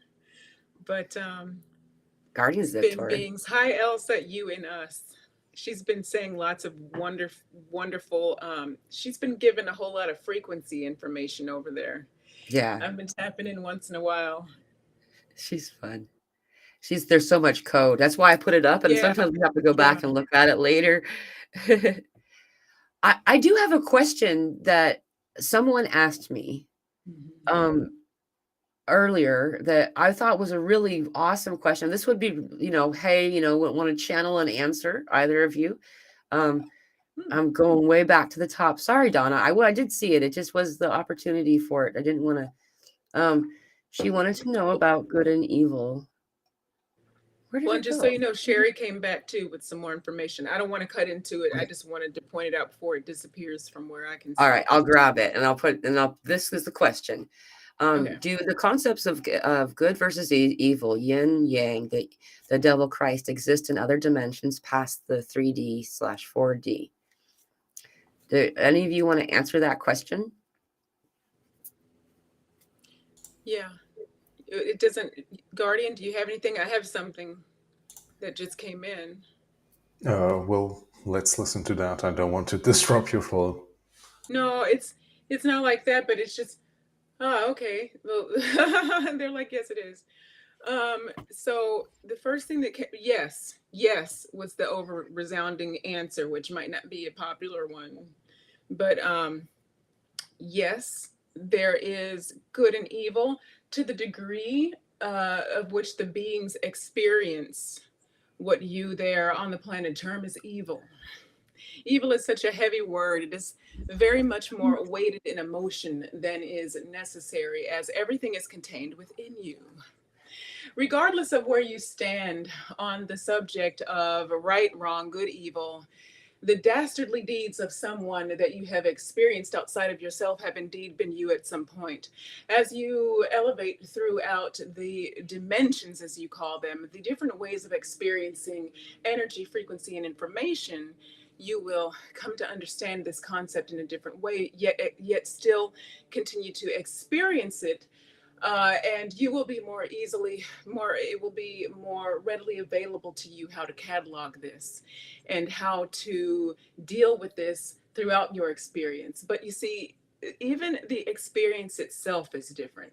The way that you experience your life is different in different dimensions, and therefore what you care about is different.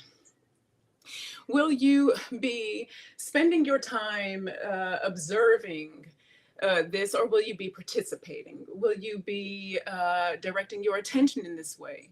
You will likely be depending upon what frequency you are referring to in this hypothetical situation.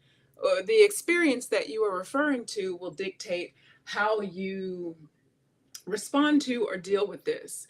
You most likely, beyond what you think of as the fourth dimension, will just to begin to see this as less relevant. Mm. The farther you expand, the closer you come to the source of your creation, the more that you understand that it is irrelevant, and you simply observe and process where necessary.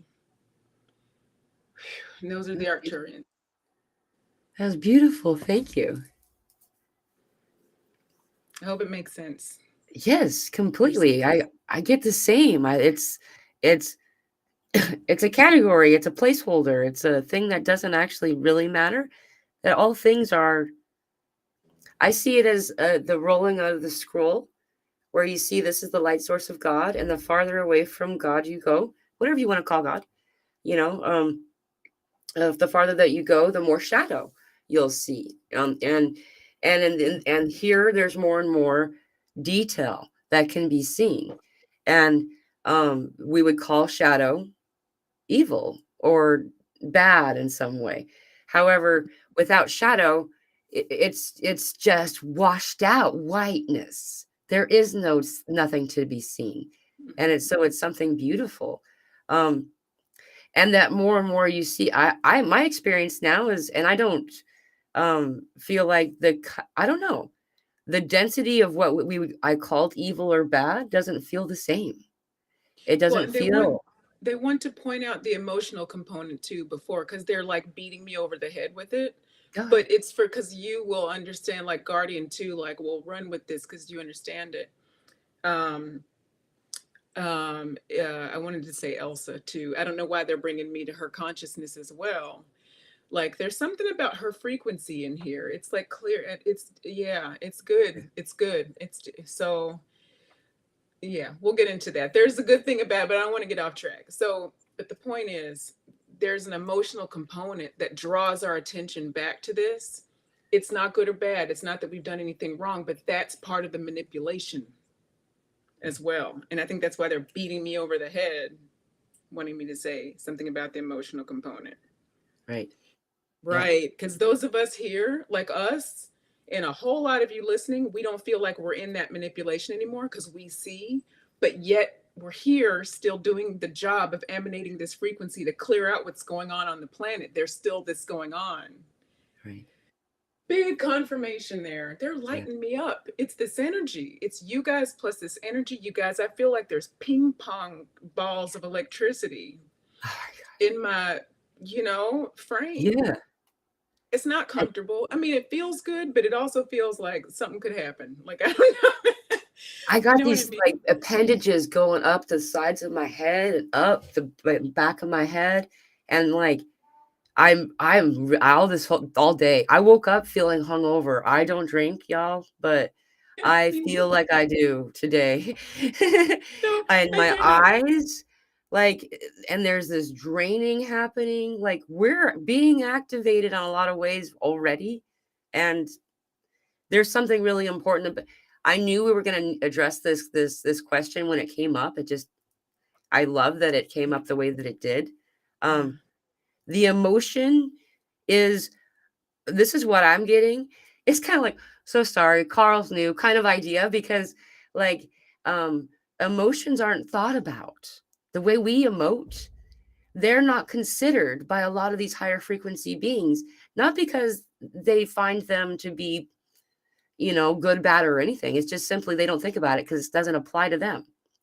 And so when we talk about violation and, this horrible thing, and like the experience that we had, the stuff that we're trying to process is emotion, something they didn't consider. And so it feels like a violation sometimes. Yeah. Experiences. Mm-hmm. Definitely. And the bad guy turns out to be your little brother, hiding around the corner of the couch to jump out and startle you. And it's not really a bad guy. It's meant to be a catalyst to trigger us into our next thing, to assist us in a soul contract kind of way. Soul agreement is kind of the word I choose to use. I don't feel like contract is correct because that feels like clad iron. You can't get out of it. Mm-hmm. Where an agreement, you can change your mind all the time. No, I don't want to come to the pub tonight, kind of thing. There's something else. Do you guys mind if I say something else? Guardian, I want you to like say whatever, just talk right over me if you have something to say. Is it, you know what I mean? It's like coming out, but so I mean that it won't be rude. Just start talking over me. But yeah. But oh shoot. And then when I was so to dispel even more of this fear that is a result of this overall manipulation collectively, okay? So I just want to be clear. I'm saying I as the human, but it's not just I. It needs to be made clear, okay? That when we're saying the word manipulation, if it's okay if I speak for you guys too, I don't know. I think, yes.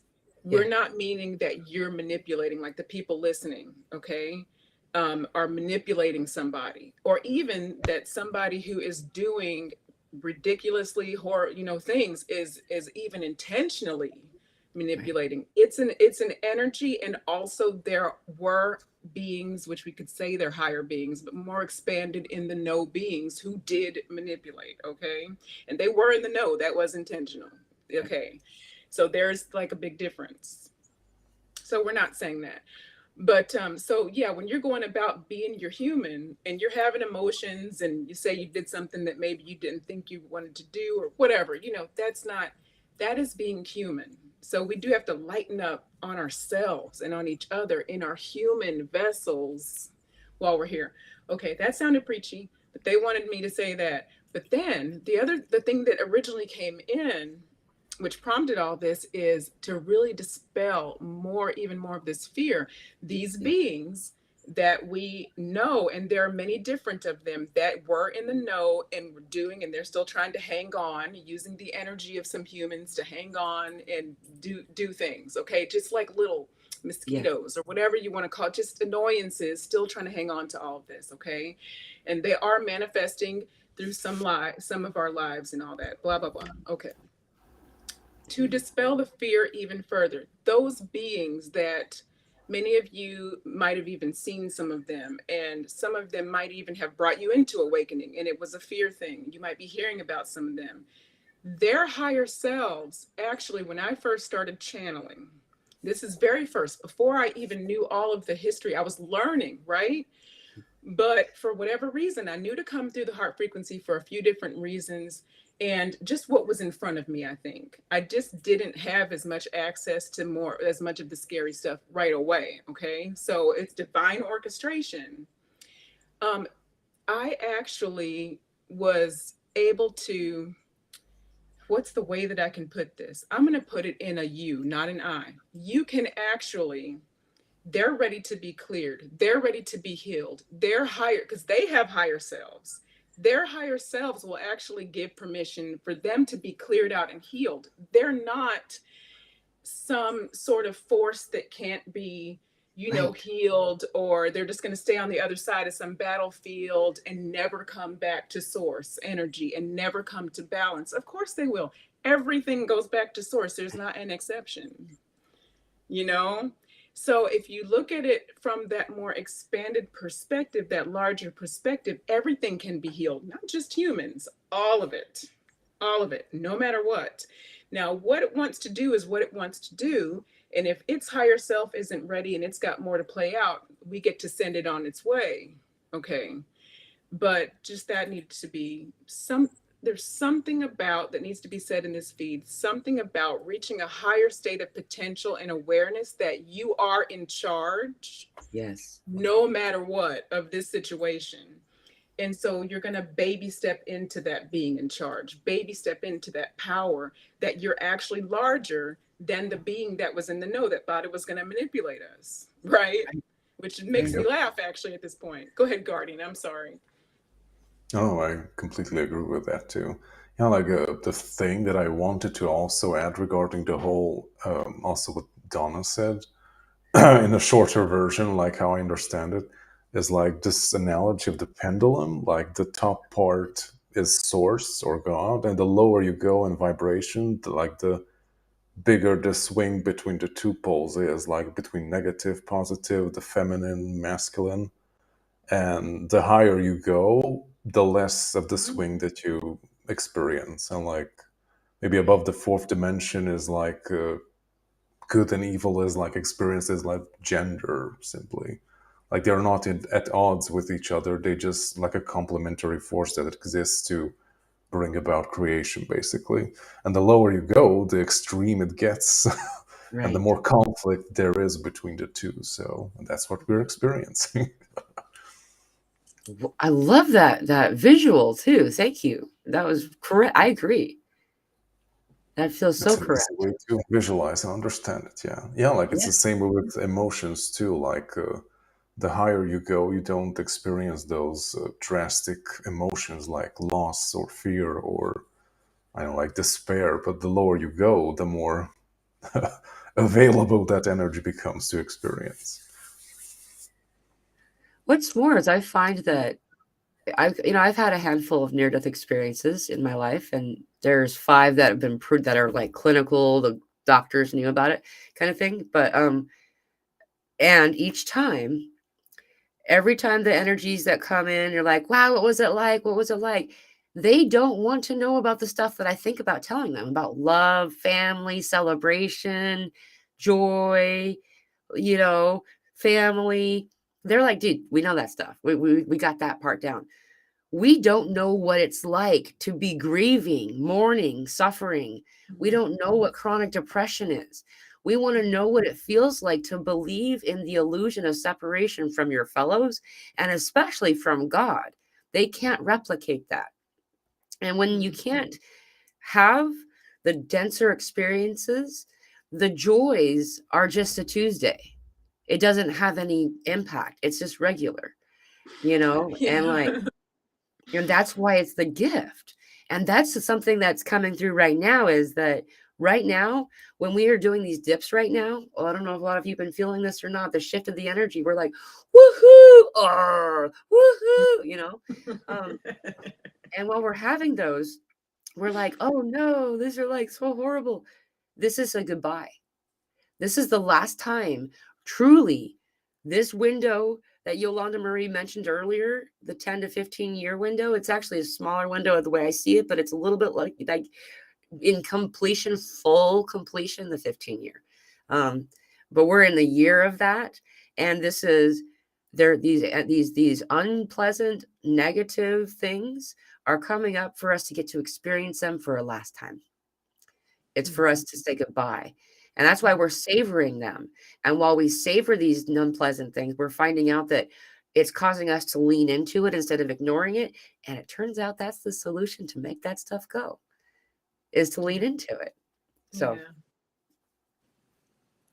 Yeah, like you're using up the energy that is available at that time.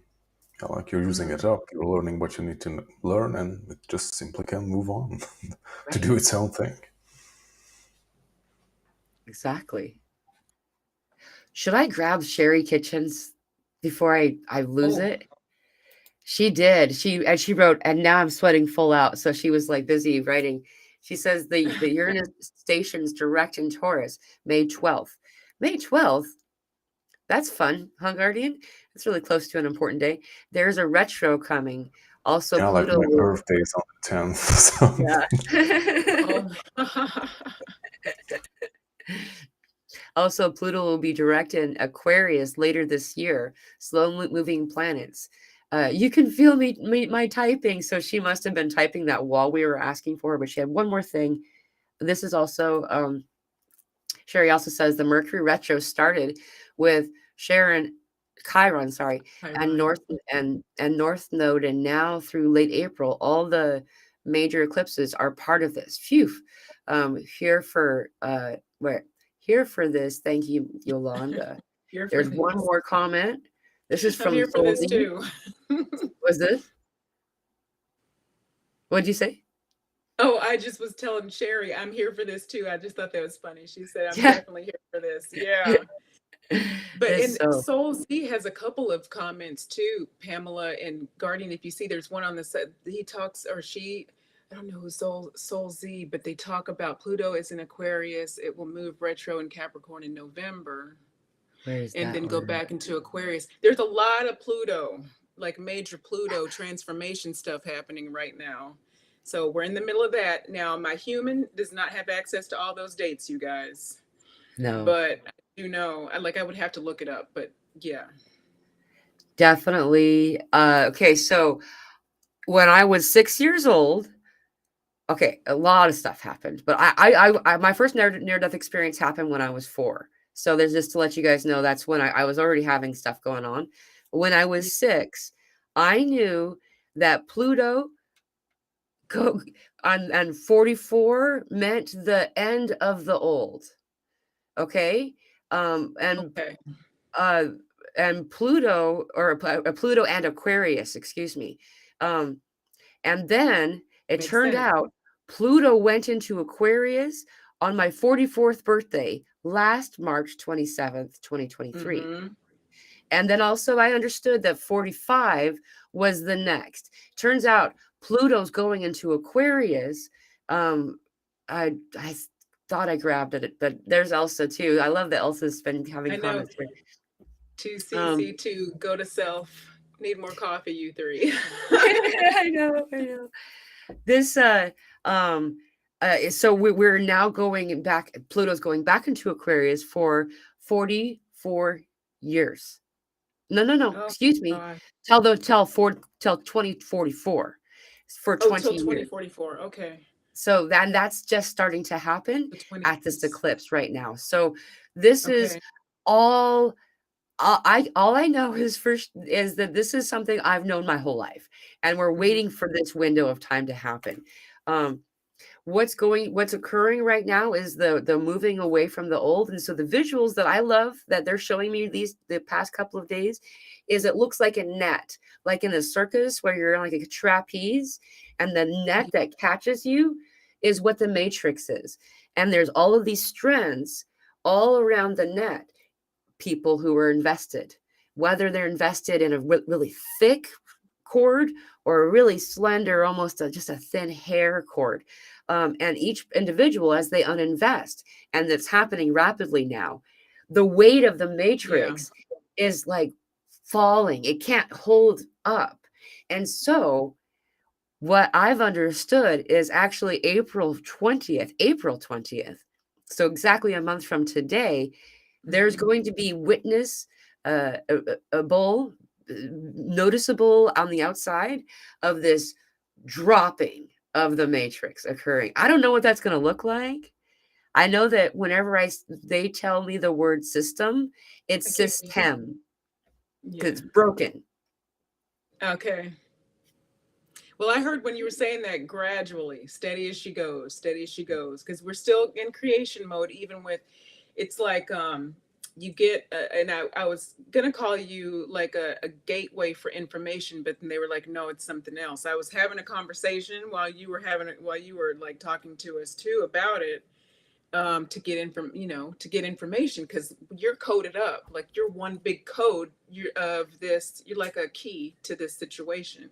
And I know that's how lots of us are, depending on the situation. So this is very cool. And I feel like it coming through you, which is what I was trying to get to, is there more coded information for us because it's coming through you into this stream, and you've got the force, the builders, steady as she goes, it's unraveling, we're building this, right?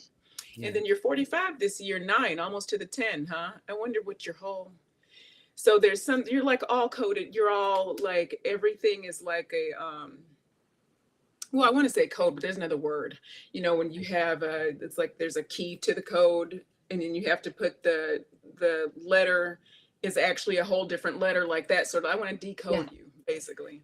But I get that. Making sense? Like I want to decode you. But there's some sort of, I keep getting gateway, but they're telling me I'm getting that wrong. But there's something to do with you and this information.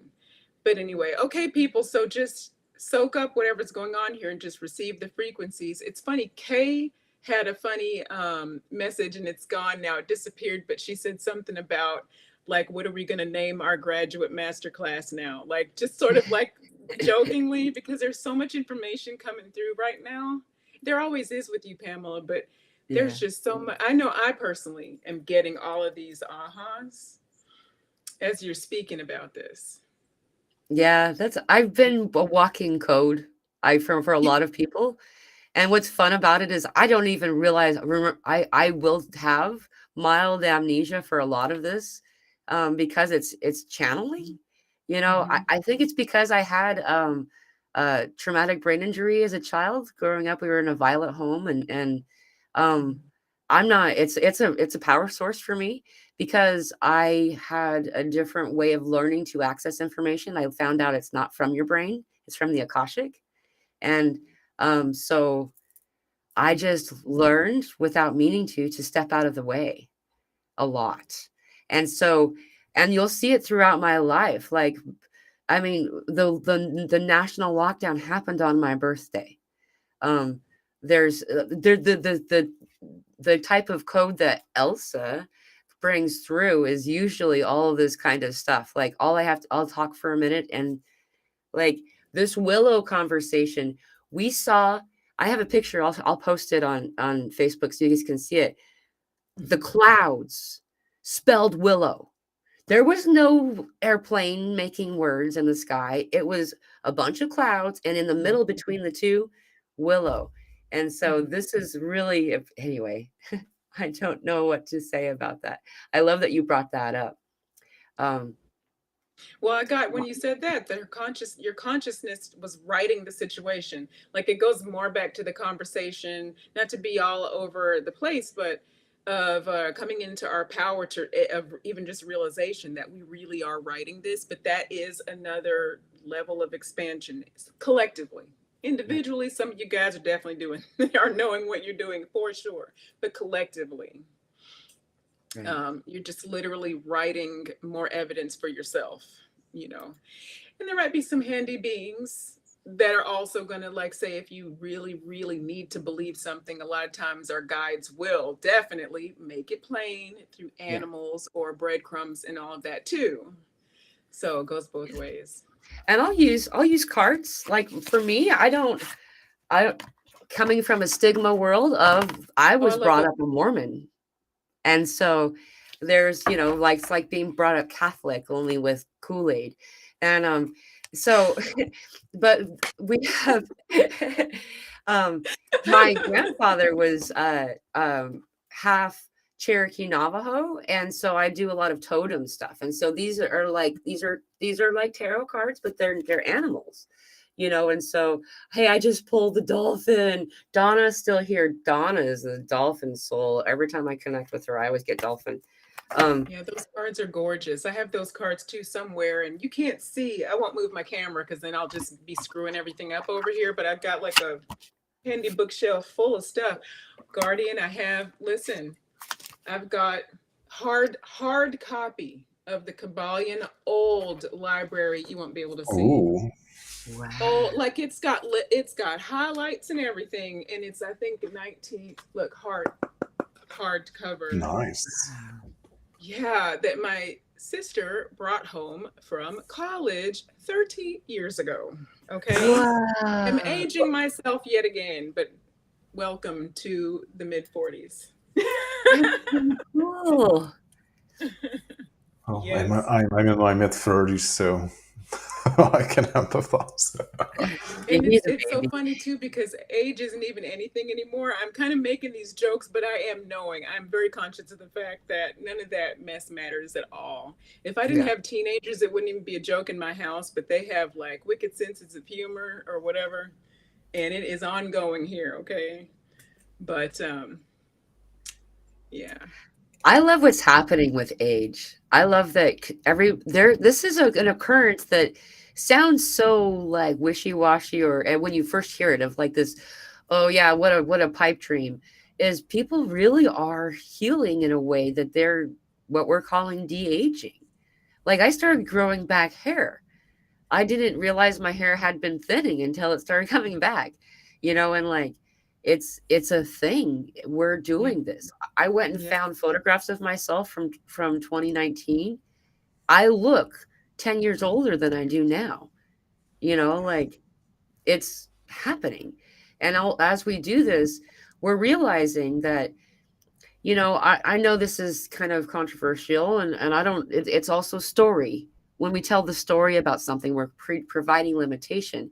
But the Mhm. idea of whatever it was that happened in the late 1800s, whether you call it a brain wipe, whether you call it a reset, I don't know. But something happened during that time that we started to believe a storyline that we came from a people that their life expectancy was in the 30s, and as a way of saying, but look, you're doing so much better.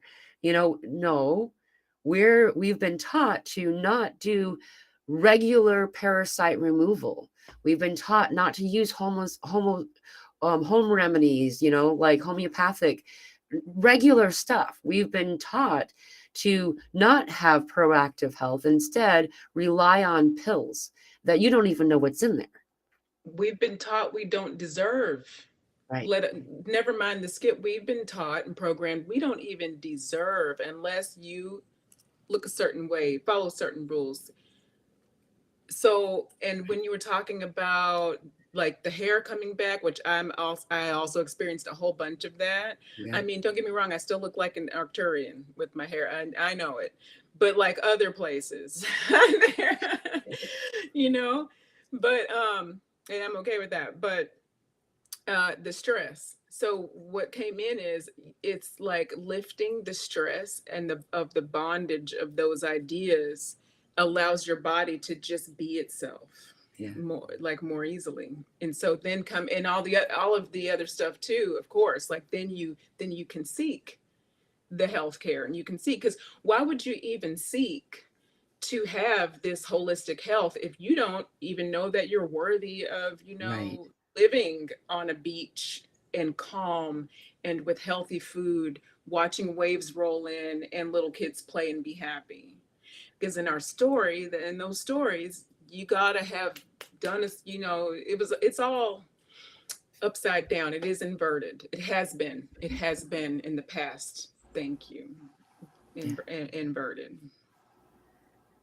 Yeah, like the other thing that at least I'm experiencing the past few years is like, just as you were saying, that your relationship with your age and like how we function, like just as you said, Yolanda, that we had this perception that, hey, like you have this life and I don't know, like it starts when you get born and maybe you live 40, 60, 70 years and it's over.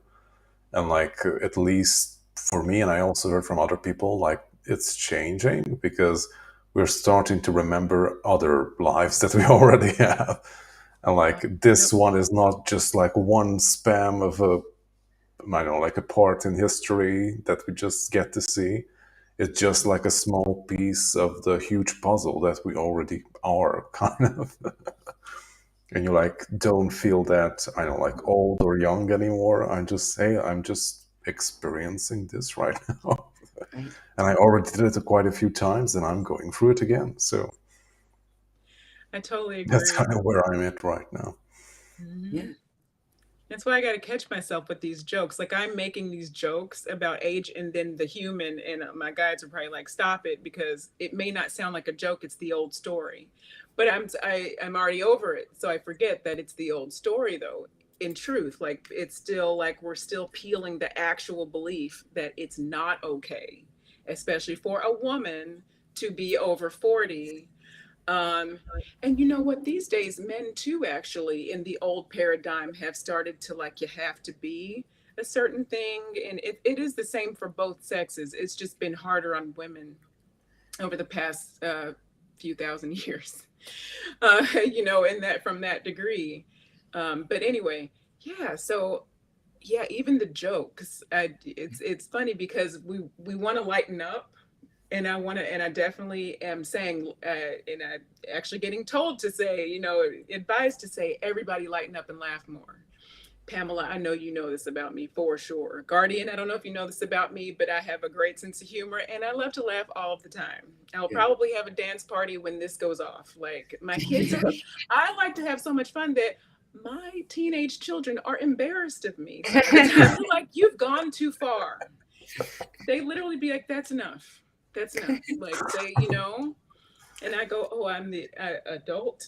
But anyway, but I think that's important to flip it, not that it's necessary to overcorrect on purpose. We tend to we want to overcorrect, right?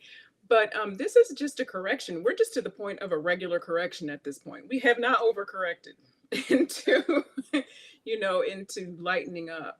And that is going to allow more of what you're talking about, Pamela, to leave, that will just allow things to come forth. Does it mean we're not going to still want to go and have our nails done or our hair, just special things? It's not about that. It's way less about that and more about how do you feel about yourself. Though, okay, it's all about that. Do all of the things that have you having fun, like have you walking and feeling comfortable in your skin as much as possible. Yeah. That's really gonna lighten a load where possible. Oh, yeah. I have a unique experience that I can reflect on, in that I come from a family of 10 children, and I'm the fourth from the oldest. So there's a lot of years. I think it's 20 years between the oldest and the youngest. And Wow. my youngest sister looks quite a bit older than me, and she's, I can't remember now. I think she's like 15 years younger than me or something like that. Like, I don't ever dye my hair. And like my siblings are going gray, and I'm not. And like, we have the same, both parents are the same. We were brought up in the same home. We had the same diets. We had this, I mean, I bought into the propaganda and Matrix BS until a decade or so ago. At least some of it. I chose to want to be Enough of part of the human experience is what I did, yeah, yeah. and but it's remarkable that we're so different. And um what's different is there's a fear world, and then there's my world, and when it's Mhm. fear, this is my guidance that I get, and so you can take it or leave it. But what comes in for me, if there's any kind of sensationalized fear, warning, oh no, then that's not true. That's something that I won't participate in. I won't click it. And if someone's talking about it, I'll be kind. I don't have to be mean, but I'll say, I don't participate in this. If you want to talk to somebody else, just let me know when you're done with that part, and um, I find that even being in the frequency of someone else sharing it does make me feel diminished. My body feels weighted, sick even, like and as going away from that frequency, all of a sudden I feel better. I'm Because enjoying and happy again. there's an offloading that often happens, like an offloading as it's being projected, and it's not necessarily intentional. So should I say that? Okay, I'm gonna say one more thing. Okay, I don't know why these things are coming out now. There are, and some of you need to know this who are here, there are still humans around some of us who are aware. They have become aware because as we're becoming aware of our heart and leaning into our heart, some other humans are becoming aware of the power from a different perspective. Power is only going to do what it's going to do in respect to who is wielding it. If we want to use the word power, I know that, like you said, Pamela, earlier, that word is tricky. We don't mean it in a negative way. It just is a thing, right? It's energy. And so there's some of that going on. There are some humans aware. Okay, it's neither here nor there. It's just something to be aware of. It's not something to go hide in your cave, although who doesn't love a good cave, just like we talked about earlier, but but maybe not for that reason. Maybe go into your cave with the intention of growing and, integrating information, not hiding in fear. Because you're going to be, because of your perspective through the heart, it's amplified so much more. And also there are many beings, because the frequency is so different, they're maybe even going to, if you, with your permission, if you give them permission, even use you to, I don't want to say instigate, activate, trigger. They're giving me words that I'm like, but trigger, okay, instigate, activate some of this, because maybe that person's ready to come out of that mode. There's a lot of, if we're looking at things in terms of the layers of different groups of beings, and you don't have to, certainly, but that is also a thing that's happening concurrently. So ancestral groups are also healing amongst themselves. It's like, carry on, because the humans are not able to handle all of the load of clearing out a lot of stuff. So there's lots of all these different balls are rolling, and they're all rolling in the direction, out into expansion. Actually, they're all rolling closer to source, rolling closer to the truth of what this experience was originally intended for in a true expanded form. Okay. But yes, if somebody needed to know, both are true. So a lot of people won't be aware. Thank you, Pamela. Thank you for sharing your experience and just allowing that to come through, by the way. Because what you were sharing is like very important. So I want you to be able to continue that. But yeah. Thank you very much. Yes. Guardian has been triggered by it too. So you go ahead, and then I'll add my. Yeah. What was I triggered by? I feel your energy. You just must be really enjoying the conversation. I feel like you have something to say when you go. I feel you go. Oh yeah. Regarding like initiating maybe other people. Initiating. Thank you. Okay. I'm sorry. I was like, what word? Thank you. Yeah, these damn words. Exactly. Yeah, I'm not sure like where I heard it, but I like it so much that we're like each other's activators, and like we Mhm. come in to activate each other and like function as a team together. Yeah. And like I had this thought today that I know like many people, like especially with whom I've interacted on YouTube and through Patreon and all these other platforms, that like many people believe themselves to be like very limited and like insignificant for some reason. That, oh, I'm just doing this little part in my own life and it's like nothing compared to other people's experiences. And it's like, no, like, no, not really. Because like each little piece is like an integral part of the whole puzzle that we're doing right now.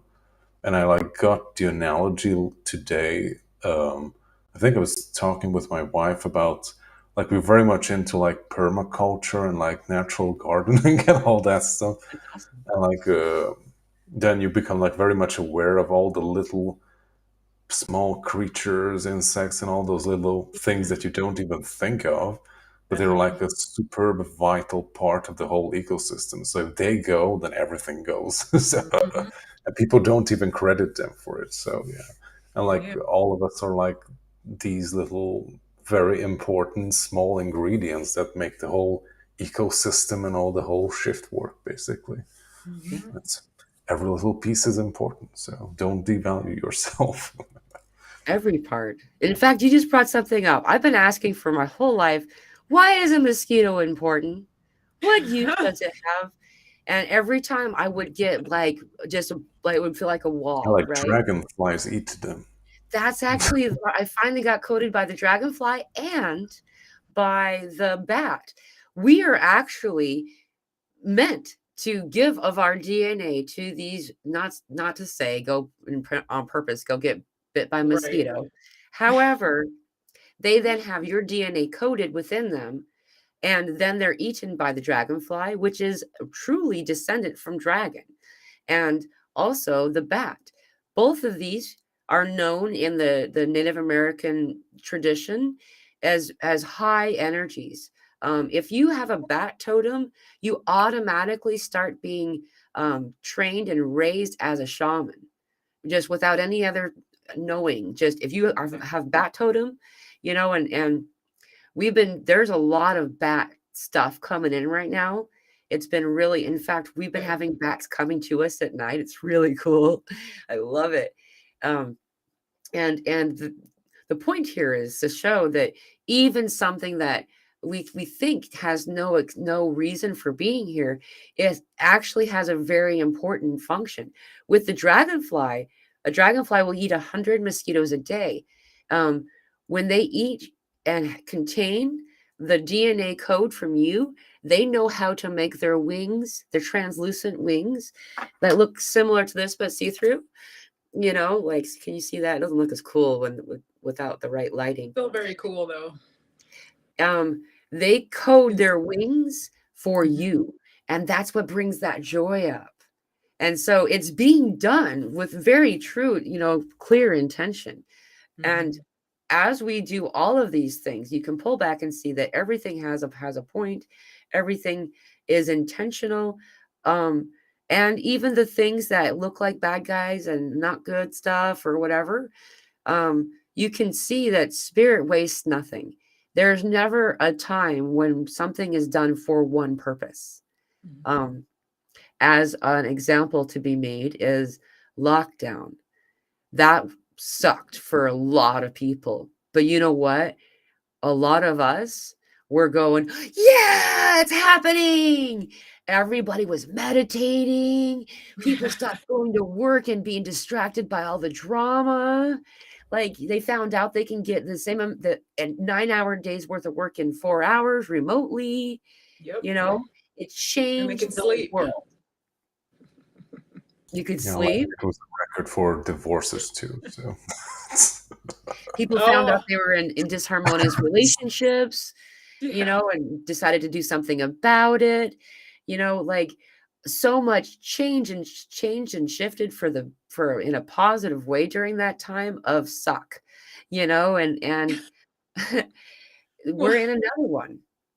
we're in another time like Well, that where and we that's another perfect example too of how no matter what thinks it's throwing something, throw something out the wall again. Is that going to stick? How can we stop this expansion? It's not going to matter. It basically, whatever gets thrown into the mix, and I got this a long time ago. It's in some of the channels that have come through, um, you know, as well. Okay. So if you guys, this isn't some sort of, but there's information on my community tab that a lot of information a lot of people are probably also channeling real similar information. So I'm sure I'm not the only one, but within those little like updates, things like this are being said again and again. And I even asked the Arcturians, are we going to say this? Do we want to repeat this again? Because it seems so repetitive, but it's like, it's got to get ingrained. They're like, nope, this is what we want to say. But the point is, whatever gets thrown at the wall, to try to stop, this situation from moving forward, it just gets usurped by all of this hard energy and gets used for good regardless. So if we can see through whatever the fog is, the latest fog, the latest distortion, the latest whatever, and that lockdown is such a good example of that, because boy, that was supposed to be very negative, very like depressive, right. very, and it was for some people until they began to let some things go. It really actually just caused people to go inside, just like what you were saying. Yeah. Yeah. If you're thinking And it about it. was, and the babies that came from it, there's so much that happened. And like, um, we're in right now a time where, okay, you brought up the word trigger. And so that's supposed to come up and be said. Is it a trigger is also another word for trigger is activation. It Mm. is. And we came through a window of time that's still occurring in some ways, some groups, so some social groups. If they say trigger, that means you're supposed to stop. And if someone's asking you to not trigger them and you keep doing, I won't choose to keep doing it. However, I'm not going to go and trigger somebody on purpose. It comes through naturally the way it's supposed to, and that activates, that assists that person. And I feel like that the more that I let spirit drive, the more that I'm in control, even though I feel I'm not in control. Like, okay. We should wrap this up. It's 2, 3, 4 p.m. and Guardian, you're in a whole different part of the planet. So for you, Oh it's my really gosh. late. It's the end of the day. Oh, For you, it's only beginning. oh gosh. Well, This I'm so was a fun excited to have conversation. finally been here with you guys.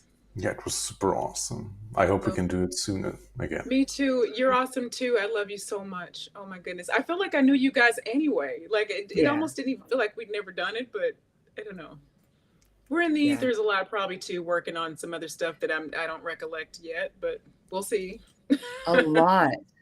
Lately, more than I just want to add this, more than I ever had before. I'm connecting with people that I you don't even really know very well. Like, I mean, there was somebody that I briefly interacted with at the Soulgy Festival who started coming through an astral with me a lot lately. I think it's very fascinating. And That's with awesome. you, it's beautiful. If you would think about it, you're both invited to join in this type of a conversation of the three of us again. I think this would be fun to do again if you felt like I it. would love to do it again. I would love to do it Cool. again. Indeed. Awesome. Thank you so Oh, much. all right. And thank you all for joining us today. I know that a lot of us are having different experiences right now. And if you're having ascension symptom increase, know that you're not alone. It's growing pains. Remember what growing pains get us. They assist us to elevate ourselves to this higher plane, and we're noticing that the mother line is what's being focused on in this healing right now. And this only needs to go back to just like the 1920s.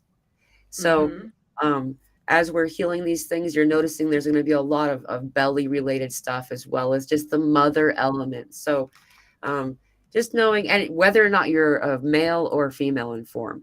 So, just so you all know, these things are coming through as well as the 3 chakras that are being activated. So, don't be, just so you don't have to be alarmed, and using the energies as they come in in 5 days during the lunar eclipse.